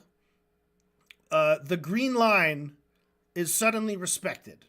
All the settlers move out of the West Bank. All the military moves out of Gaza. Gaza and its walls and its gates are not touched. They're given their own autonomy over their food and water and their fuel and everything. There's no more blockade, right? And you have the West Bank free and Palestine and Gaza free, and half of Jerusalem free, right? And then you have Israel proper, where you have Jewish people living in stolen land, displaced Palestinians, still living outside of Palestine, living in other countries, waiting to come back, still with the keys to their house, right? Where are they going to go? Well, I guess they can go to Gaza or the West Bank or something, right? Palestinians will let them in, but they're not. You've taken their country, and you've taken 55, more like 70% of the land for yourself for this ethno-state that's all Jewish. And in that ethno-state, there's no other reason for there to be a Jewish state unless they're going to mistreat and lord over and live in an apartheid version of a class society where the Jews are the top and everyone else is subhuman, right? They don't get the same rights. So it's ridiculous to think that why would there be two states if there was no Zionism? The Zionism is the idea that the Jews need to be the majority and the bosses of their own state with their own people and nobody else, right? That's the cancer. That's what needs to be removed. You take that away, there's one state. And like BadEmp said, you could call it Israel if you want, but it has to be one whole state. It could all be called Palestine, or you could all just change the name to Israel for old time's sake. And you might want to call it New Israel or Israel Improved or something. Israel 2. So his, like, hypothetically, a two-state solution with abolish Zionism. It just, okay, so that would mean that you have Palestine and you have Israel, but they're both totally free countries where anyone can live.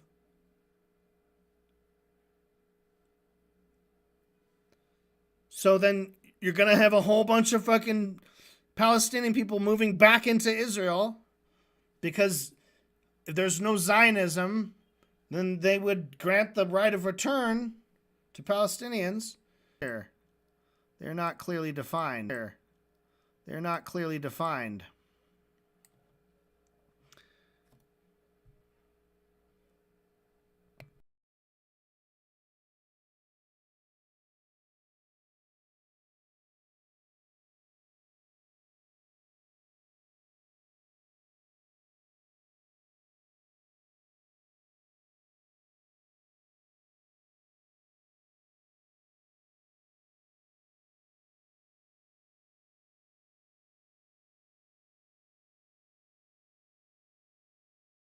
The very nature of Israel is a state explicitly designed to ensure a Jewish ethnic majority. So in that circumstance there's no reason to even have two states. The only reason to have them is to maintain it in fact. Ryan Beard: yeah, I definitely think the one-state solution is the most moral for sure. But what do you say to the argument that it could be good at the very least to give Palestine a state ASAP so they can have more international protections? BadEmpanada totally unviable and has been for a long time. Palestine is recognized already by most countries. So they are covered by laws and stuff. Ryan Beard, why is it unviable? Because of the settlements? BadEmpanada, on the ground nothing changes. Ryan Beard, I think no matter the situation, the only thing that would fix things is the international community stepping in and forcing Israel's hand.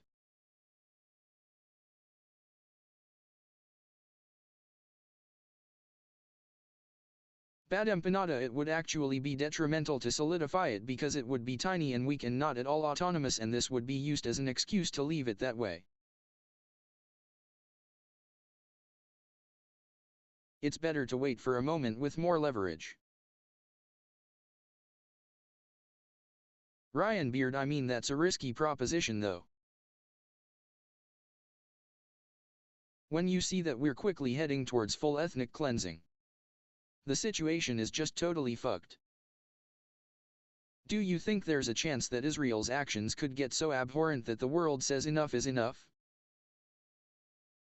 BadEmpanada, well, it wouldn't matter either way, the situation would remain the same whether everyone declares there's a state or not. I don't know, probably not. For any other country they would have bombed it to the ground within a month of doing this, for anyone except Saudi Arabia. Ryan Beard, you would have to declare a state, force the end of the settlements, depose the current government, and force Israel to stop enacting ethno-nationalist policies. But that's very unlikely to happen. BadEmpanada, the last time there was a supposedly serious state offer, it was an unconnected West Bank and Gaza, with Israel keeping half the West Bank settlements, Palestine having no army and Israel having the right to send the military in whenever they want.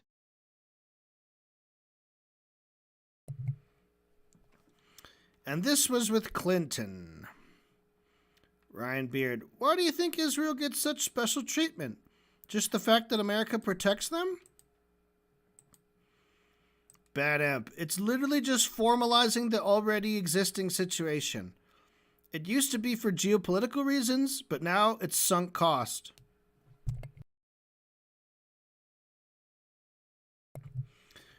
Ryan, yeah, I feel like every time Israel makes an offer, it's always untenable so that the Palestinians look like the bad ones for rejecting it.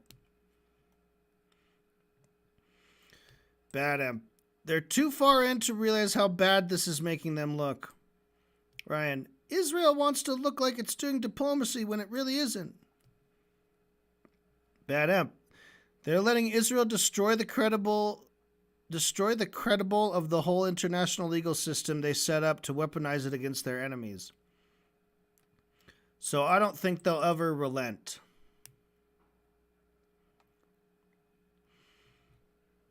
And the fact that they're destroying that system is just going to lead to more shit like Ukraine, Taiwan, etc. being taken over. Could the ICJ step in? I know there's a case for genocide right now, but I don't know what they do to actually enforce those cases. When he says Taiwan being taken over, who's going to take over Taiwan?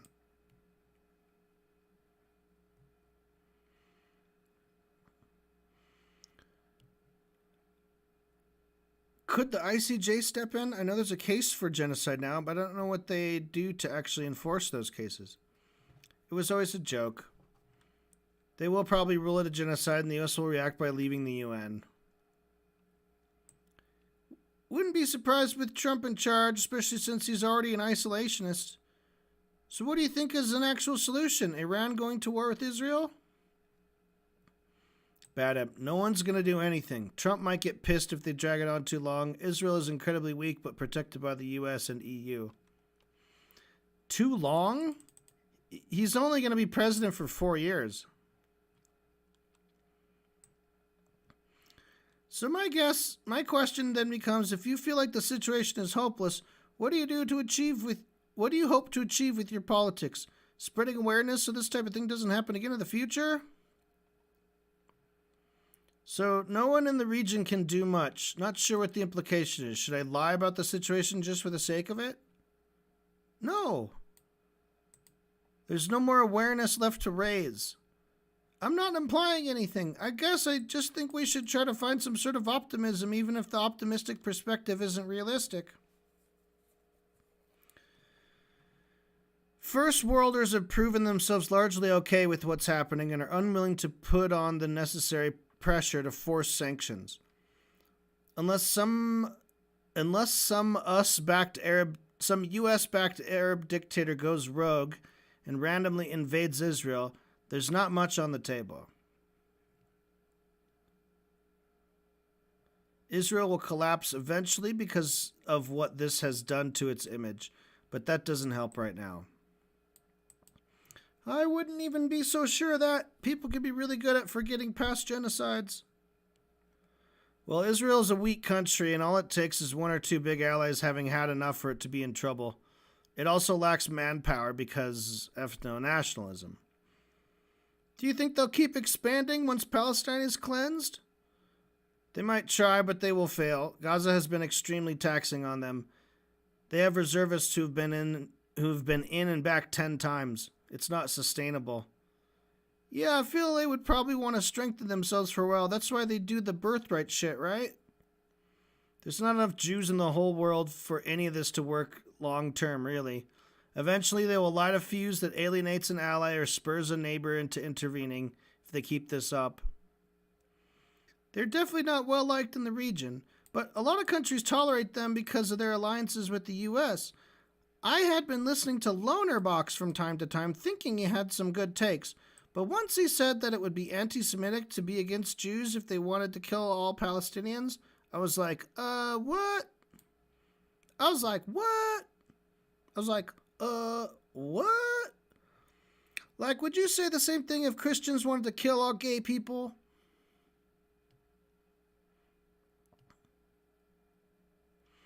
He's completely insane Zionist, lol. His mental gymnastics to justify Israel are unreal.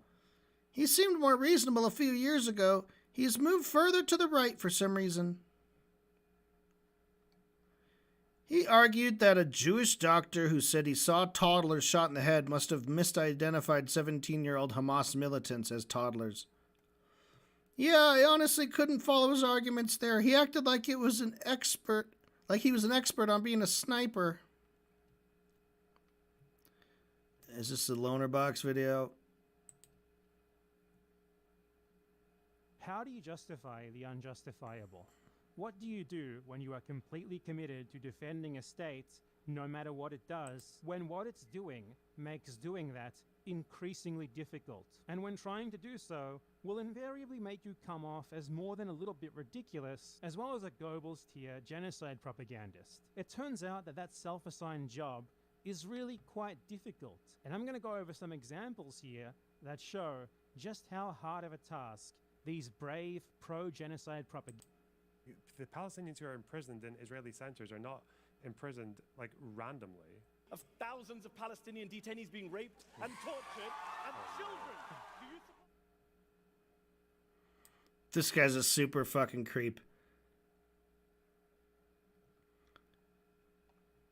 Alright, I don't know, that's a long video. He just reflexively defends Israel always. I don't think is always fair, but yeah, more often than not. I don't think always is fair, but yeah, more often than not. My favorite quote from him trying to justify war crimes was, "Commanders aren't high up in the chain of command," arguing that Israel doesn't do war crimes, just the commanders do. Oh, yeah, makes sense. It's so bad that he has to concede a lot, but it's clear what he's doing. I think Ethan definitely is a Zionist, even though he thinks he isn't one. I was on the fence until I saw him saying that if Jews become a minority, they'll be genocided. That's like the core of Zionism. Even Lonerbox says he thinks Ethan is a Zionist. Lol. Well, you don't justify hospital bombings without being one. Do you have a clip of him justifying it? I think he said that Hamas built a command center under one, but I don't think that means he necessarily thinks they should be bombed. I know Hutch justified it. That is an IDF invention to justify bombing hospitals. You can't mention it without doing so. Yeah, I agree with that, but I do think if you asked Ethan if he's okay with bombing hospitals, he'd say no. He definitely falls for IDF propaganda a lot. Ethan said Hamas forced Israel to bomb hospitals. Damn, that's worse than I thought. Yeah, Ryan. It's worse than you thought. Anyway, did you guys hear that Ethan Klein recently on his podcast said that Hamas hides under hospitals and forces Israel to genocide Palestinians? That was great. Though I would like to begin talking about that, noting that this is not the first time that Ethan Klein has said insane shit like that, like just straight up spouting the propaganda the IDF uses to commit genocide. Obviously, the reason why they say that is because it manipulates really dumb people into believing that it's a valid reason to blow up every single hospital in Gaza and massacre all the patients, as they have done like 100 times. However, he said that sort of thing 1,000,000 times before. Don't believe me? Well, no, I mean, there's this clip in the Noah Samson video that he made that I didn't even know existed, of Ethan Klein just straight up believing the 40 beheaded babies thing. He's this dumb? Content nuke, as he was one of the first major content creators to spread the 40 beheaded babies hoax. They found 40 dead fucking babies at this kibbutz where... Ethan Klein hears something like that, and because he's such a vile, disgusting, genocidal racist, his first reaction isn't, yeah, okay, IDF, yeah, that definitely happened, give me a fucking break.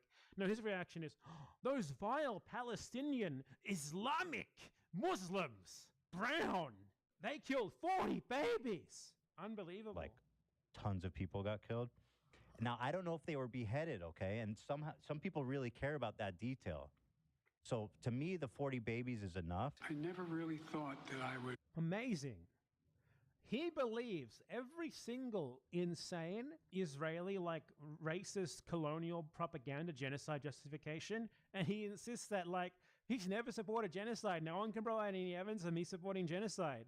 I'm 100% pro-Palestine. You can't even say that's old, because on his latest fucking podcast episode, or one of the latest ones from a couple of days ago, he just straight up said, dude, what his next episode is police chief accused of shitting on the floor. Do you know who you are? For you, that's like every fucking bowel movement is on the floor, Ethan. Give us... All right. He's a cheeky cunt.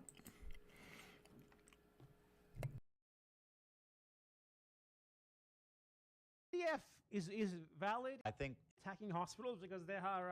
He said that IDF is valid in attacking hospitals because there are Hamas command centers under them. I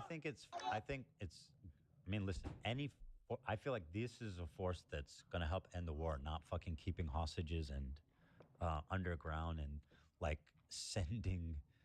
continuing to provoke Israel to attack them. The Palestinians continue to provoke Israel into attacking them. Their skirt was a bit too short, was it, Ethan? So they kind of provoked the genocide? Is that what happened, Ethan? And putting fucking like military complexes under complexes under hospitals. Like, Jesus Christ, we gotta go back to like fucking a year and a half ago to even look into that claim. So this is like the initial IDF propaganda video that they posted literally forever ago to try and justify their plan to commit like grave genocidal acts at the El Shifa. Okay, so yeah, that was a common fucking IDF lie about this supposed network of command centers underneath the hospitals. Total fucking lie. It's like one little hallway and one little room. It's clearly like just an auxiliary operating room in a hospital.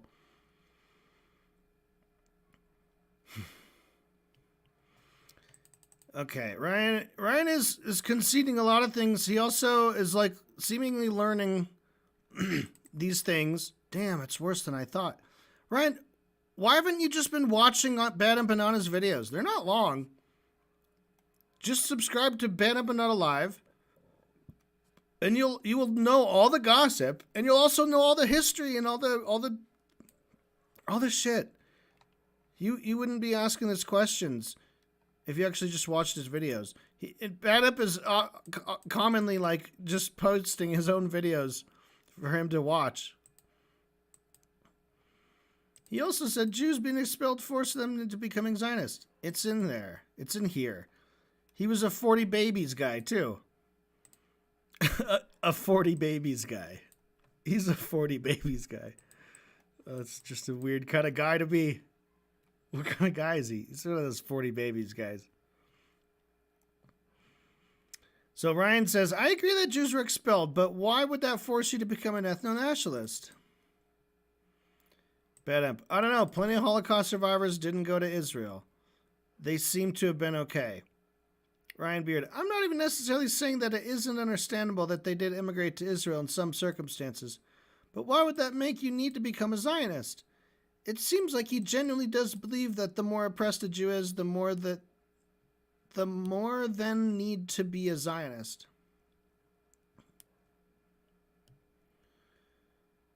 He only brings this up to downplay the Nakba. It's a narrative made by Israel in the 80s explicitly in reaction to the PLO bringing up the right of return. I've seen people make this argument, but I know he's said multiple times he doesn't justify the Nakba. Goal was openly stated to be to create the idea of there having been a consensual population exchange between the two sides, so no Palestinian right of return is needed. But then he says more Jews were displaced than during the Nakba. There's no reason to even mention it unless to justify the Nakba. Not like being expelled means you can go elsewhere and expel others. I think he's mentioning it to try to talk about how Jews have also been oppressed in the region, which explains why they're Zionists. I don't think he's necessarily justifying the Nakba. I think he's just saying that the response to the Nakba made it so Zionism is justified, which I obviously disagree with. And we got another link. This is a research paper, Jews from Arab countries and the Palestinian right for return, an ethnic community and realms of the national memory. This article examines the World Organization of Jews from Arab countries, WOJAC, as a community of memory operating within the realms of Israel national memory, endeavoring to refurbish them but dismantling them instead. A central thrust of the analysis, which refers to the period from 1975 to 1999, concerns the anomalous relationship between nationalism and ethnicity. Wojak's aspiration was to operate in the national arena to counterbalance the claims of the Palestinian leadership on the right to the land and on the refugee question. But to its chagrin, the state institutions construe its activity as ethnic subversion. The fluid transition from national to ethnic interpretation reflects the contradiction that underlies Jewish nationalism and its ambivalence towards practicing Mizrahi ethnicity. Deriving from this contradiction and from the praxis of construction and dismantling that characterizes the activity of the Wojak, a contingent examination is undertaken of analytical categories such as national identity, Zionism, history, place, and territory in the Middle East. The article also describes the way the State of Israel attempted to use the Jews from Arab countries to offset the Palestinian right for return and their demand to be compensated for the property confiscated by the State of Israel in 1948. Interesting. To offset the Palestinian right for return.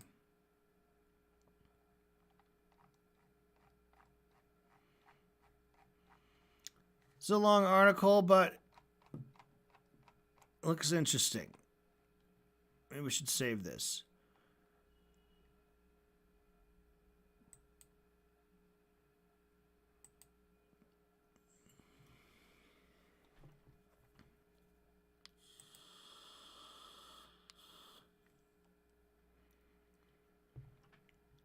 So Ryan Beard, he's done debating. He's just chatting along. But also, if your country does some fucked up shit, why does other countries respond badly, give you a justification to do more fucked up shit? This article covers how Israel invented this talking point. I'm curious on what his perspective on the right of return is. Arab countries offered the right of return in the 70s to Jews. Israel did not let any accept. Which countries offered this? I know Hassan claimed Iraq did, but then people said he was wrong. Almost all of them but Algeria. Israel tried to use Jewish property in Arab countries as its own property, for the purpose of denying the Palestinian right of return. The article covers it. They weren't subtle.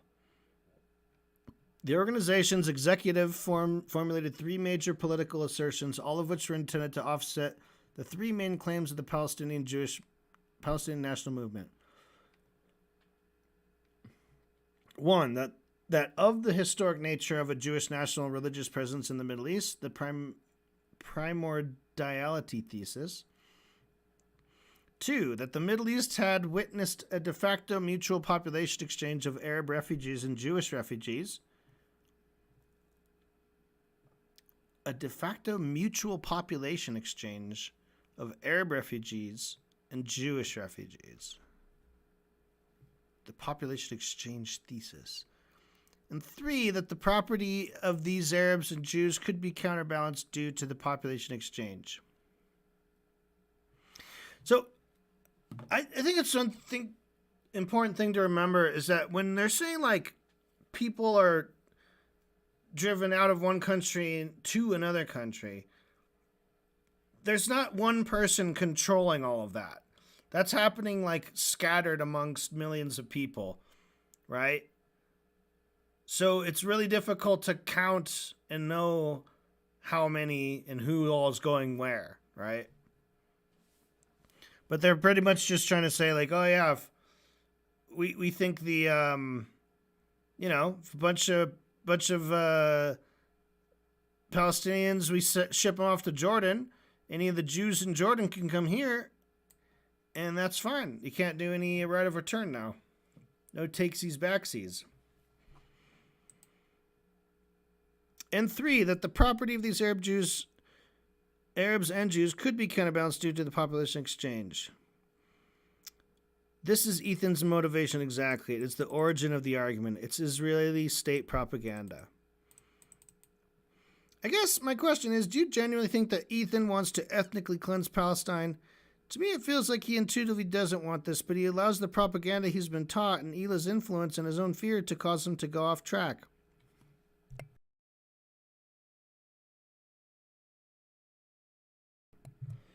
You can't support a Jewish majority ethno-state and not support ethnic cleansing. Keeping the cleansed out is part of the process, and he wants that. I guess liberal Zionists are more like bystanders than the active participants. It's like liberals in America who just want to go to brunch while America steals resources from every country. Recourses? They back the same stuff, they're just more subtle about it. I mean, I do think he genuinely hates Netanyahu, but yeah, even if a liberal Israeli were put in charge, they'd still be forcing an ethno-state. Liberals hate Netanyahu for internal reasons. He's corrupt, etc., not for Palestinians. I think in order to understand the evil of liberals, you need to humanize them more. They think that they care about human rights a lot of times. They think they want to help Palestinians. They're just not willing to do what actually needs to be done to make that happen. Of course, there are also some bad faith liberals who are liars and just don't care at all. I think Destiny's one of those people. But I do think there's a difference between Destiny and Ethan. Nah, they don't care about any of those things. They're liberals because it benefits them to be, and anything else is just post hoc justification. Ethan is worse, given he's chosen to benefit from Israel in the past, and most of his talking points come from Destiny anyway. And he's way worse when you remember that him and Hila are a team. You have to understand liberal Zionism is not a lesser evil or anything like that. It's rather an adaptation to the circumstances. There were no liberal Nazis because the Nazis had a much larger and stronger country that they believed could achieve its goal regardless of what anyone else thought of them, and without needing anyone's help. They also operated in a different time with different standards. Israel, however, is a small country that cannot achieve its goals without copious amounts of help, and they know that. And they are way more concerned with their image. That's why liberal Zionism is a thing. To launder the same sorts of goals in softer sounding ways that also skirt around the fact that people today know more about what colonialism is and are much more averse to any open expressions of it. They're worse than the Netanyahus because it's a lot easier to fight them when they're open with who they are rather than hiding behind 10 layers of therapy speak.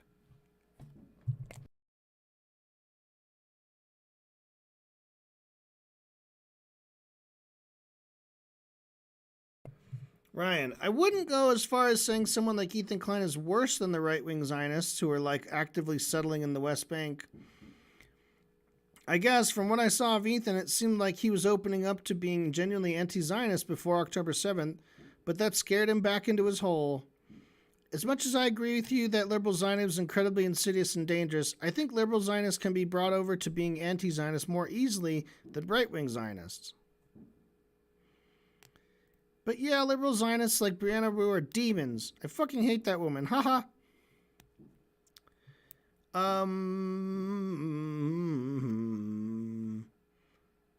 Liberal Zionists can be brought over to being anti-Zionists.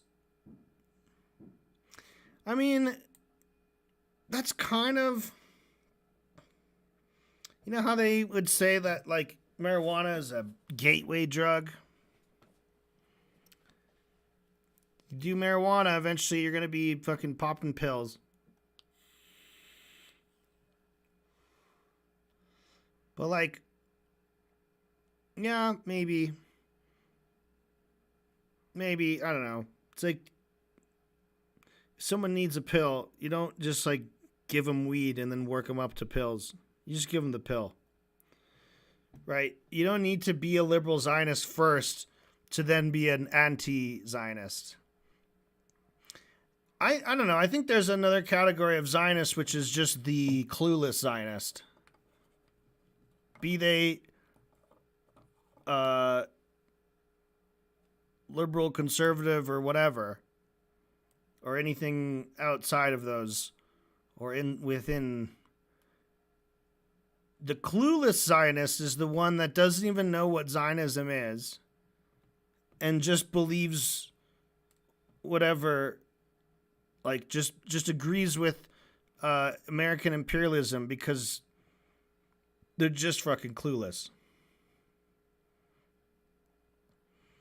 And if those people get awake and aware of what's going on,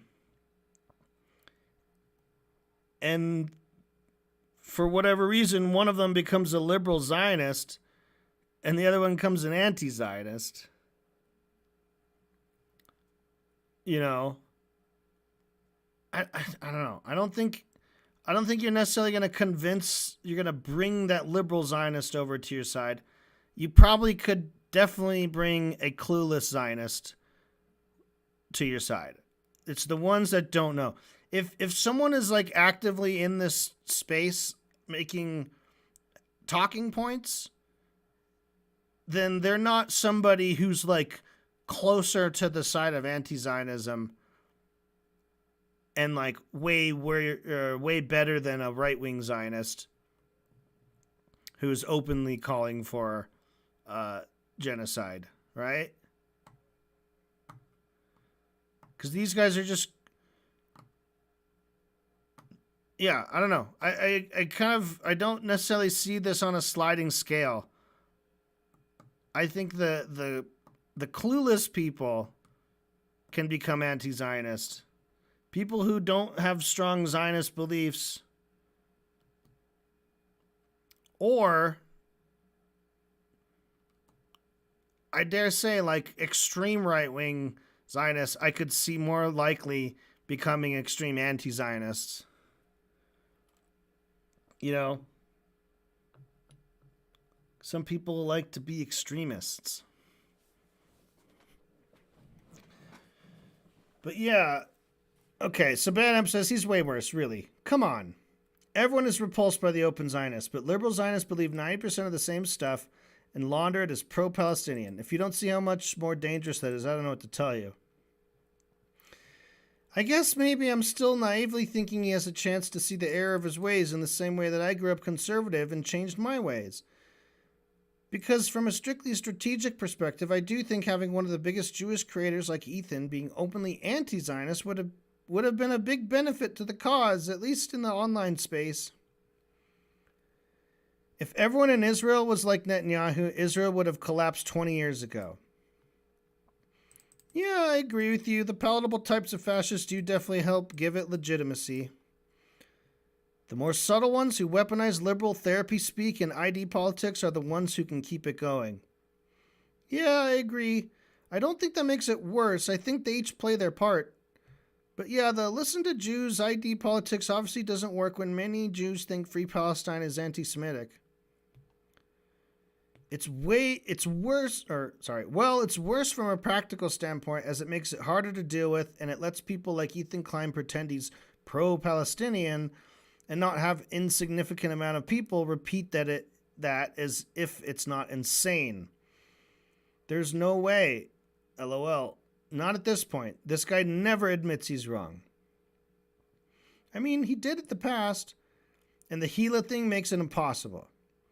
He admitted he was wrong during the anti-SJW area. Yeah, but for what reason? To cozy up to a new era of content of creators growing and eclipsing in his own popularity, who are becoming the new mainstream, which didn't really cause any conflicts with his deep-set beliefs or his friends and family. I openly admit that I'm someone whose default position is to always see the good in people, which means I can be manipulated. That's my weakness, and I try to fight back against that. And I don't want to end up being like Jesse Gender saying we need to listen to Zionists, folks, lol. BadEmp. I don't think he's ever been good, lol. They were talking candidly about kidnapping Palestinians, who they called it. It's as a fun adventure during their original YouTube run.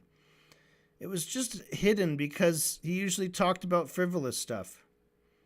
Yeah, that was obviously insane. Do you know he's losing his lawsuit with Ryan Kavanaugh? Hilarious. But there were a few years between then and now when he had the show with Hassan where he seemed to be genuinely trying to be progressive. I don't know why he thought he could get away with just openly saying false shit about someone so rich for so long intentionally. He's a dumbass. To be honest, I think it's kind of weird to care much about personal political development of a guy who's only relevant in the first place because he made videos coughing and belching to kissing pranks. They have fostered a bizarre parasocial cult by oversharing about their personal lives for a decade. They call their fans family. It is a damning indictment of everything about the world that we're even talking about their opinions on this. That's fair, but someone with his reach does have sway in the online narrative at least. I think he hasn't really swayed anyone. The guys on his side are the sorts of right-wing gamer, too many black people in my game types. They were pro-Israel anyway. Now, that's the case, but those people hated him for quite a few years. He should be able to see red flags that Asmongold is on his side now. I think Ethan has the perspective, as many Westerners do, that you can be progressive and pro-Israel. I definitely used to think that before I became more educated on the topic. I didn't understand that they were constantly encroaching the settlements in the West Bank and slowly ethnically cleansing everyone.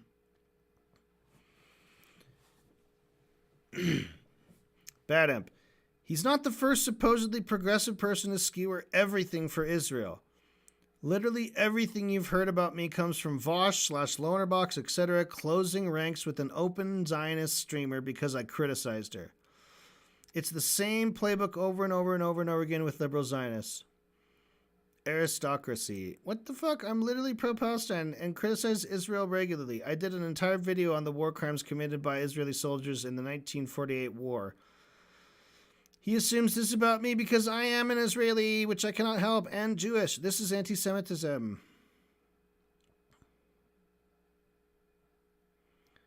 Yeah, I don't really know anything about aristocracy. All I know is I've seen her say crazy shit on Twitter. Yeah, Lonerbox has definitely moved to the right. I think Vosh has stayed consistent for the most part. I've definitely seen anti-Zionists who say they used to be like liberal Zionists. I think people can improve. A lot of these stuff Ryan is saying, like, BadEmp's not really responding to. And, like, a lot of this happens, like, because he's probably typing and thinking this. Well, a lot of times they're going back and forth pretty fast. This one has a little time in between it. But about aristocracy, she was a Gila Klein-style Zionist back in 21-22 who Vosh kept inviting to his stream just because she was in a feud with me and Vosh didn't like me. That shit was more important to him than the actual issue, so he was happy to help her launder her image. Then I made a 2-hour video on the whole thing, and she disappeared from the internet except from Twitter, where she is now way more open than before. But this whole, I'm a liberal Zionist and I am pro-Palestine, the pro-Palestine people are insane for saying otherwise, I am the actual reasonable pro-Palestinian thing, is much older than Ethan. That was my point with that. SS. Was she at least claiming to be more progressive back then? I watched you and Lonerbox debate about her. She's a typical liberal Zionist progressive until it's time to talk about demography in Israel. That's the video, though it's too long to bother watching. Dissecting the abhorrent ideology of liberal Zionism, aka woke racial fascism, and one of its most dishonest adherents, aristocracy, along with her slimy... So this is a BadEmp video.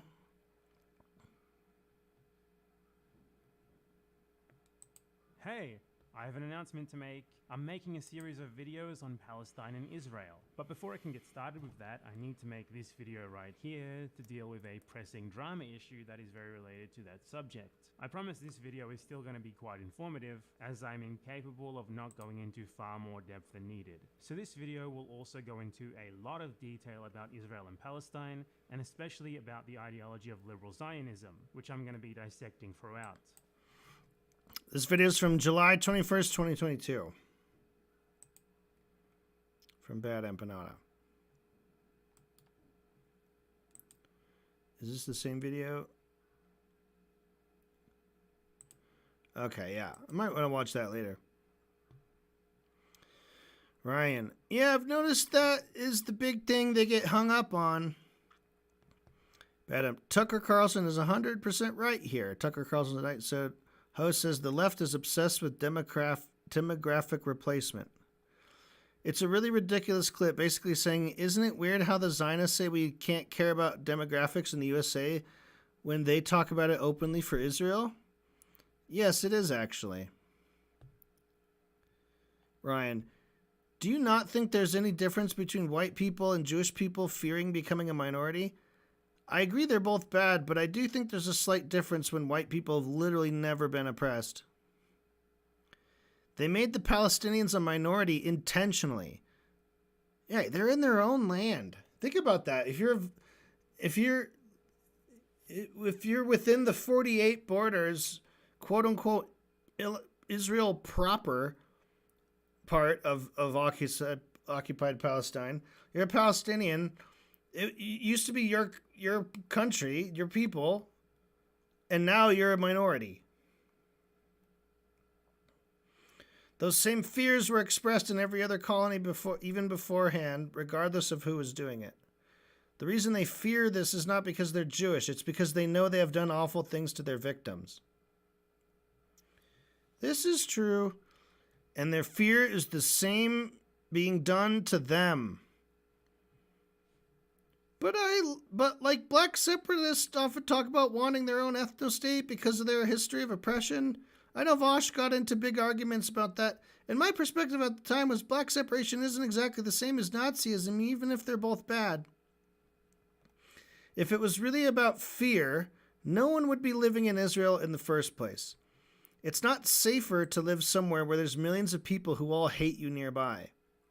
And the culture is dog shit. It is objectively better to live in the USA if you're Jewish. That's why Ethan and Gila are there, Lamau. Yeah, I think a lot of it comes down to the religious shit. Most Zionists aren't even religious, really. I'd say most Zionists are evangelical Christian. and very religious. But yeah, I think the Zionist Jews are not typically actually very religious. And them thinking they're indigenous to the land, but I am wondering, what do you think is the difference between black separatism and Zionism? If you're a loser in the U.S., you can still move to Israel and get a nice house and cheap land. That's what Ethan did. He got a girlfriend, too. Yeah, birthright is obviously bad. Black separatism in the USA? Black people were enslaved by the U.S. and brought there against their will. Just like black separatism in general. Zionism is a planned colonial project of settler invasion and displacement. Like trying to establish a black ethno-state to keep themselves safe. Wanting land carved out of a state that kidnapped you in the first place isn't the same as invading another place. If Jews were given a part of Germany after World War II, that would have been awesome. Yeah, that's fair. I agree with that. That's what should have happened.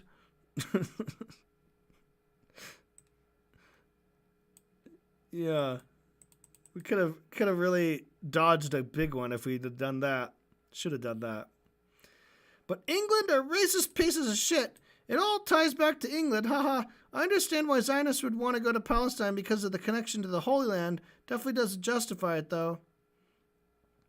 The ones who chose Palestine didn't really care much about where it was. Yeah, I know. They were atheists. They ultimately chose Palestine because they thought it would get them more recruits. Because it's easier to sell, this is where Jewishness was born as a nationalist project. Yeah, exactly. They were considering other places, right? Like 5 other different places. The main reason they didn't go to Uganda is because they considered the natives there too combative. What do you think about England being given a say in what happened to the land after the Ottoman Empire fell? They thought it would be easier to deal with Arabs. I feel like it should have been given up to the population to decide. That's just what they did back then everywhere. Obviously, the partition of Palestine was done without any form of consent from the majority of the population that has been there way longer. And even in the US/UK controlled UN at the time, which supposedly legitimized this, most of the countries noted this and initially planned to vote against them. But the US/UK threatened them and they miraculously changed their votes. Israel never even agreed to the partition, by the way. They never abided by any of its terms, so it's a moot point. Didn't they lobby for a partition that was seen as totally unreasonable by the Palestinians? Zionists like to pretend Zionism is just about Jews being allowed to live in this place, but it's obviously not. Otherwise, they would have migrated without the intention to form a separate state. Ryan. Yeah, I think it would have been fine if they just did legal immigration and didn't kick people out.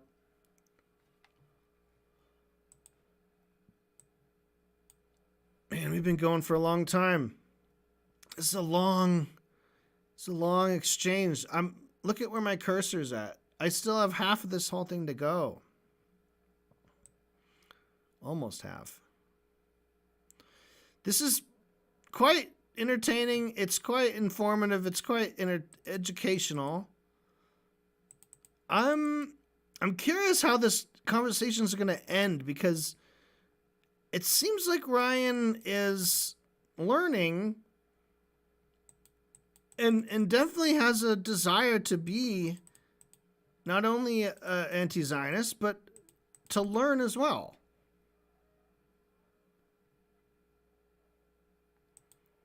He also seems to be like trying to just throw his positions out to try to like earn BadEmpanada's respect or something. It feels like he wants BadEmpanada to like him at this point. And he seems to be deferring to BadEmp with a lot of this stuff. Who declared war on the Zionists before the Nakba? Was that multiple countries or just the Palestinians? All in preparation for it. No one. The Nakba started before the war, before the partition, in fact. The majority of it happened during the war, though, right? No, actually. May 14th was the day of Israeli Declaration of Independence. By then, already 300,000 people had been expelled. Key facts and figures on the ethnic cleansing of Palestine. So the idea that it was all in response to the war is a justification used to act like it was all done in retaliation. Yeah, the war started afterwards, and their characterization of it is stupid as well. Few of the countries that intervened had any intention to fully commit, or any capability to do so. But regardless, obviously intervening in reaction to mass terrorist, racial expulsions, and killings is just anyway, as it would be to intervene today for Gaza. Can't believe how much time. I mean, BadEmp really doing a lot of writing to this guy, taking a lot of time to just educate him on stuff.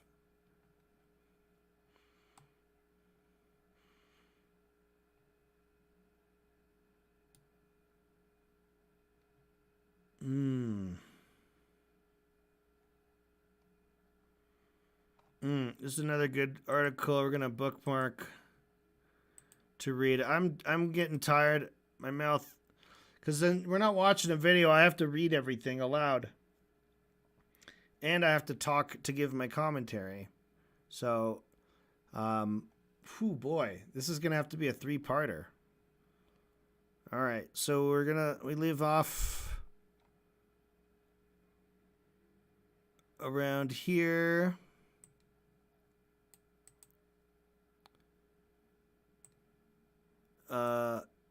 The 30th, 9:56 a.m.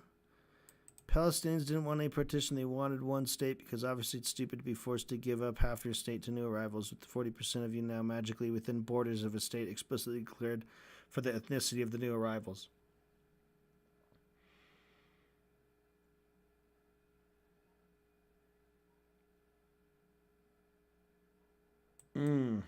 Okay.